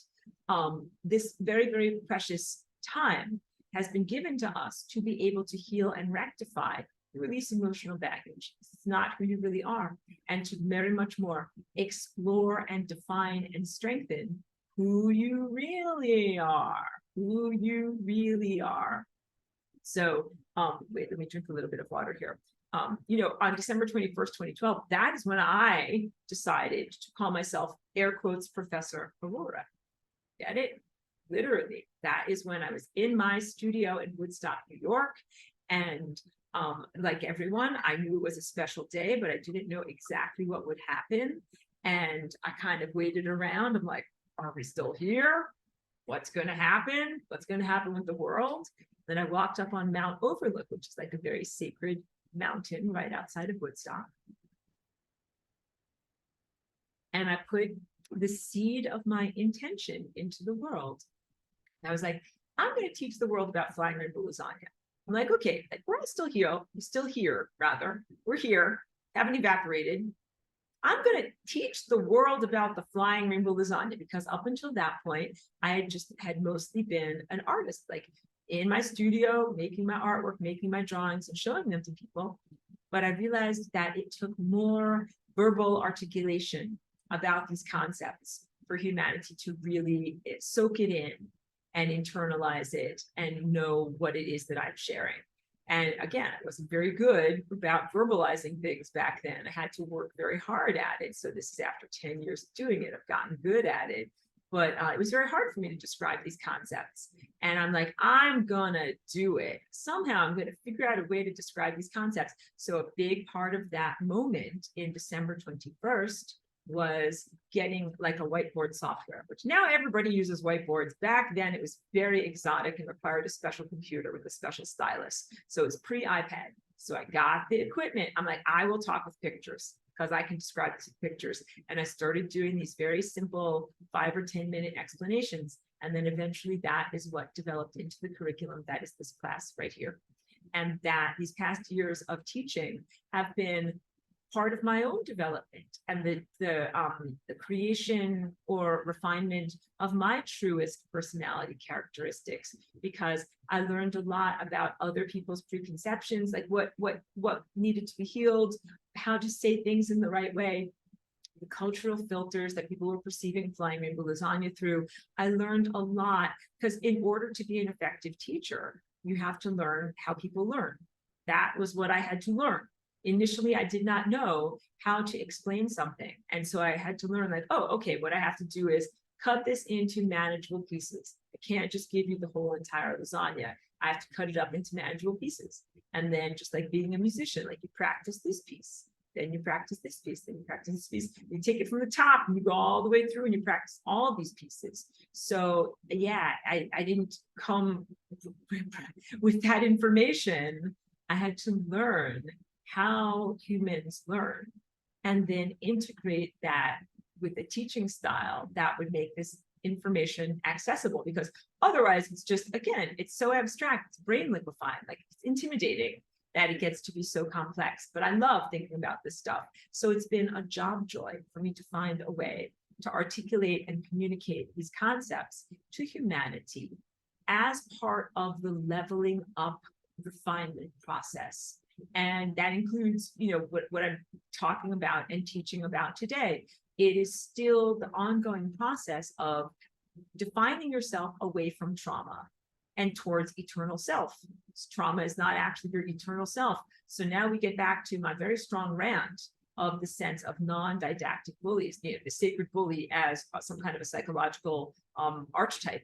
And then I don't agree to that, because essentially what it's like doing is just making more trauma, just making more trash, just making more stuff that's not the real you, that you then have to get over in order to be the real you. So yeah, it's trauma factory and a lot of things that have been attempt done in order to attempt, hey Trish, good to see you, dear, to try to prevent you from being able to be your truest self. So what do? You heal the trauma and you clear it. And then also big stuff, get to learn to protect yourself from any future traumatizations. And that is establishment of healthy and strong boundaries and ways for you to protect your boundaries. So that's also some of what I teach about when I teach about, don't misidentify with everything is me. That's having a weak boundary. Actually, you have to have strong boundaries. Say some stuff is me, some stuff is not me.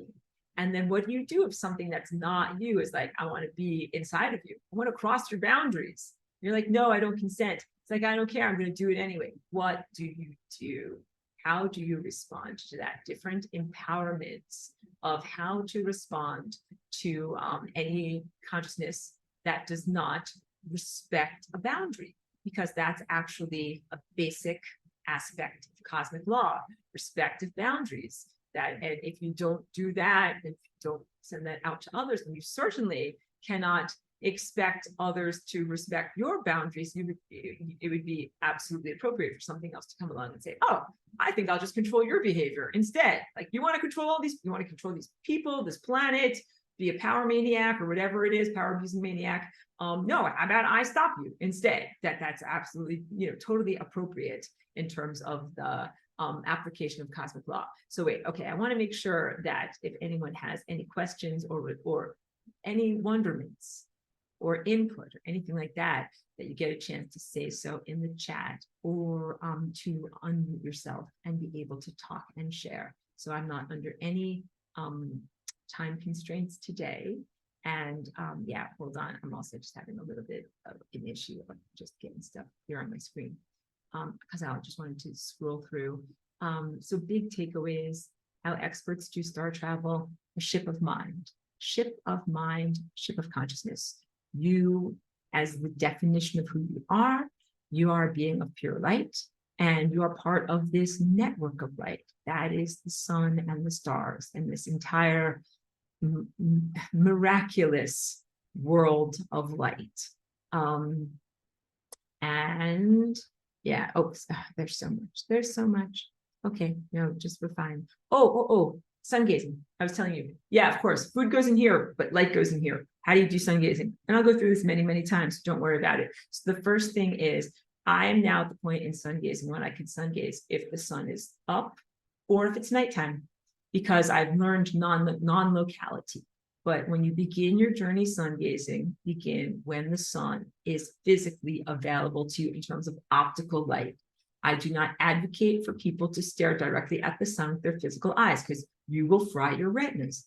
I don't stare at the physical sun with my physical eyes. I close my eyes, or I use a brim of a hat, or window shade, or filtered through trees is really ideal. If you can find a good place where at the end of the day, the sun is going down and it's filtered through many trees, because literally what's happening is the incredible force, like I told you about the light energy, can be like a fire hose reaching your body. It's like blasting you with light, and you're like this little tiny sprout. You cannot put a fresh little tiny sprout in the full sun and get fried. So what you need is for something that's an older, wiser creature to kind of filter that so that you can receive just the right amount.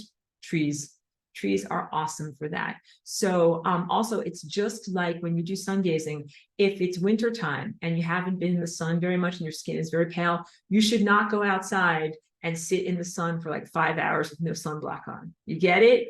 Because you can say, well, like, I'm an expert and I can this and that, and so I will just do full exposure to the sun. Like, I know that you might have been that way in other times, but it might be winter time and you might be very pale and you might look like an uncooked chicken. And if that's true, you should start off with like 20 minutes, all right, and then gradually increase the amount of time that you spend directly in the sun. So don't have an ego about it. Just recognize that it is a very energetic / physical truthfulness. And okay, also the sun has a huge impact on your somatic cellular body, on the health and functionality of your mitochondria, which are light sensitive organelles inside of you, and on the functionality of your pineal gland, which is like the conductor of many different endocrine systems and metabolic aspects of your physical body. This is also why the pineal gland has been largely under assault. Just as there have been anti-ascension technologies deployed here, a lot of them affect and afflict the pineal gland.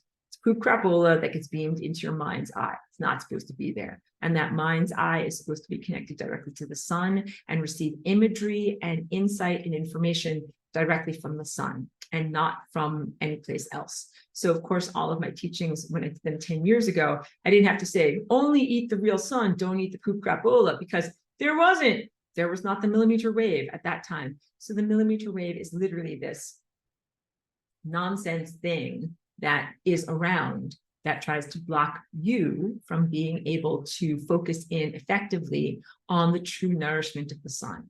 So you don't stare directly at the sun. You do, if you can, sit directly on the ground. You might get wet, like if there's mulch or whatever, you know what I mean? Like, or grass, like sit in the grass. But it's best when your root chakra, your pelvis, connects directly to the ground. And I like to sit, even though of course you can do it standing up, because when you sit, your legs and your lap make a very, very natural, oops, let me just back up a little bit so you can see me here, like a bowl, like a container, a receptacle here. And I send out my tendril of awareness to the sun, and I receive that solar sustenance, the energy of light in here, and then it circulates through all of my energy systems and comes into this cauldron that is in my pelvis of my body. And this is also happening on a cellular level. As the energy is drawn in, it goes into every single cell. So I want you to know, it's not just like just your forehead getting sun or just your throat getting sun. It is really, it comes through a circulatory system, just like when you breathe in air for sustenance, it's not just your nose and your sinuses that is sustained. It's not just your lungs that are sustained. These things ingest the oxygen for your body, and then you have oxygen transport. You have a circulatory system to bring it where it needs to go. So in your body, you have a circulatory system of light that brings the light where it needs to go. So you breathe in through this aperture. You also literally breathe in through your nose and your sinuses, kind of upward into the sinuses that are up here, up above your eyebrows. And you feel that energy coming down your throat and again, being held in your belly. And you breathe in as many times as you need to. Keep your tongue on the roof of your mouth. Figure out a comfortable way to do that. It's different for everyone. And so that's why I would not be blabbing and talking like this while I'm doing sun gazing, because blah, blah, blah, blah, blah. My tongue is not on the roof of my mouth, but I would do that like this. And then I can create a complete circuit and I swallow that energy down. Sometimes it can feel like a real substance, like a pudding texture, you know, like my mouth is really full of something and I'm really, really swallowing it down. I haven't felt it that strongly in the past 3 years or so because there's been so much interference. There's been so much difficulty in being able to connect with the true sun. But I will affirm to you, the true sun is still there. You can get past it using different filtering techniques. Like I use, this is wonderful. Of course, I use my flying rainbow lasagna, but in terms of my physicality itself, what I do is, so these are some sunglasses, and I have put the IBA paper that is impregnated with like little tiny versions of the IBA crystals in this kind of plasticine-like paper. It's called IBA Well. And I put it on. You cannot drive your car wearing these, but you can sun gaze while wearing these. And so it lets in some light, but not all light. And what it filters out is poop crapola. Filters out 5G and stuff that's not supposed to be there. And I see the true sun again. And I know I see the true sun because when I do sun gazing, it's the true sun. I see like a ring of violet, blue, outward into green, outward into yellow, and then outward into a beautiful reddish magenta. Okay, so that's how you know you've clicked into position, you're on target. And all of this is like sacred architecture. And what you're performing is a very sacred activity. So when you eat physical food, it's a sacred activity. It's not prosaic. And you focus on it completely. And it's part of your rapport and your reciprocity with the rest of life in the world. Same thing when you are doing sun gazing. It's a sacred activity. So you do it when the sun is first coming up in the morning, and have a quiet place and do it and sing. And you might, at times, you might want to tone. And sometimes I go like, oh, and you just do what is natural. And it's not like singing karaoke or anything like that. You just allow your throat to sing in a way that is totally natural.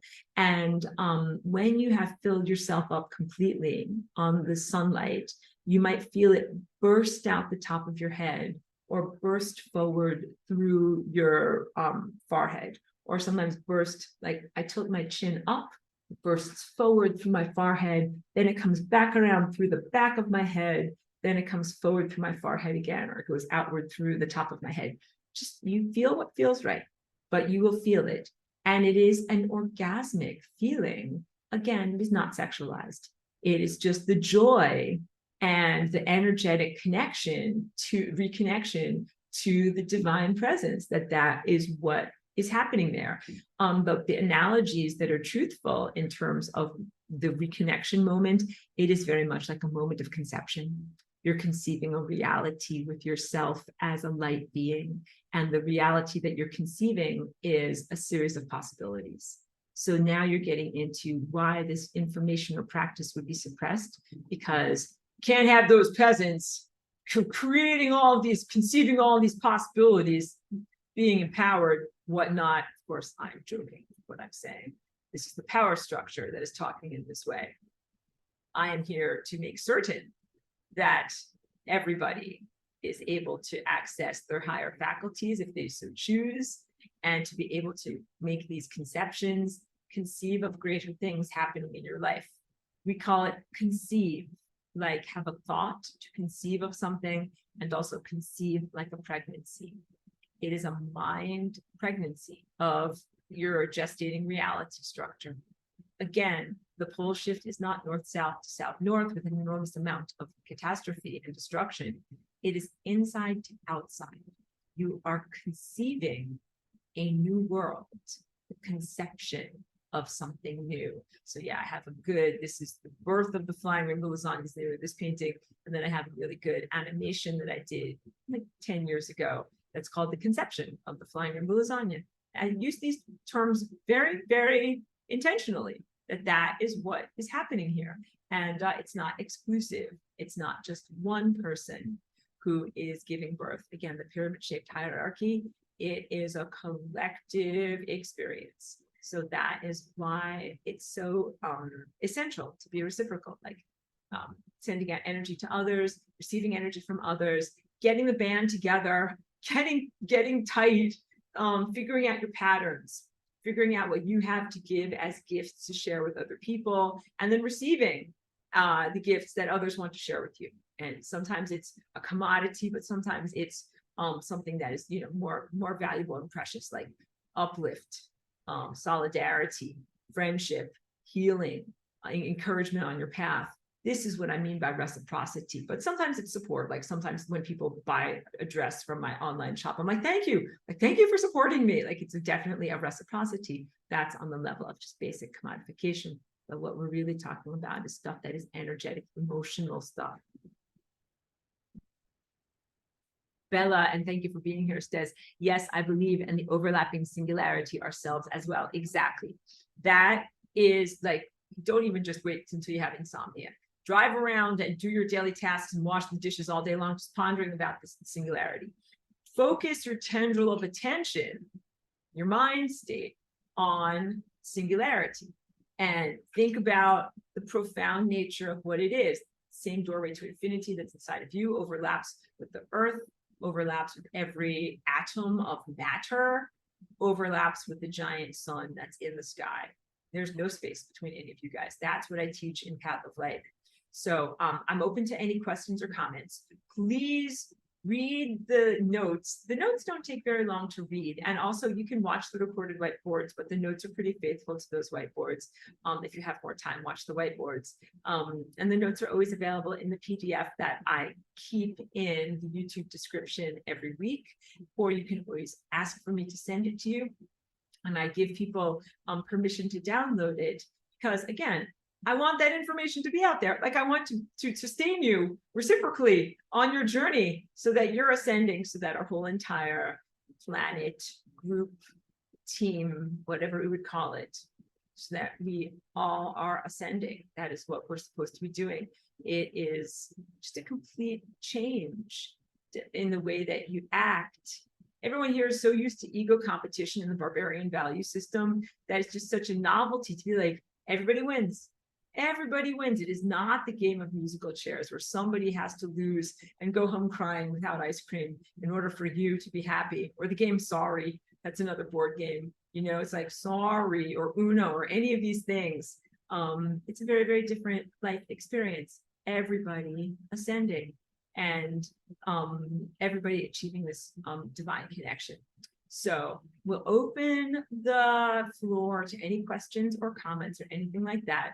Thank you for understanding that this week, being just in the midst of a move, might not be, no, I don't want to make apologies. Thank you for your understanding. I'm in the midst of a move. Can't wait to be slightly more energetic and more organized next week for all of you.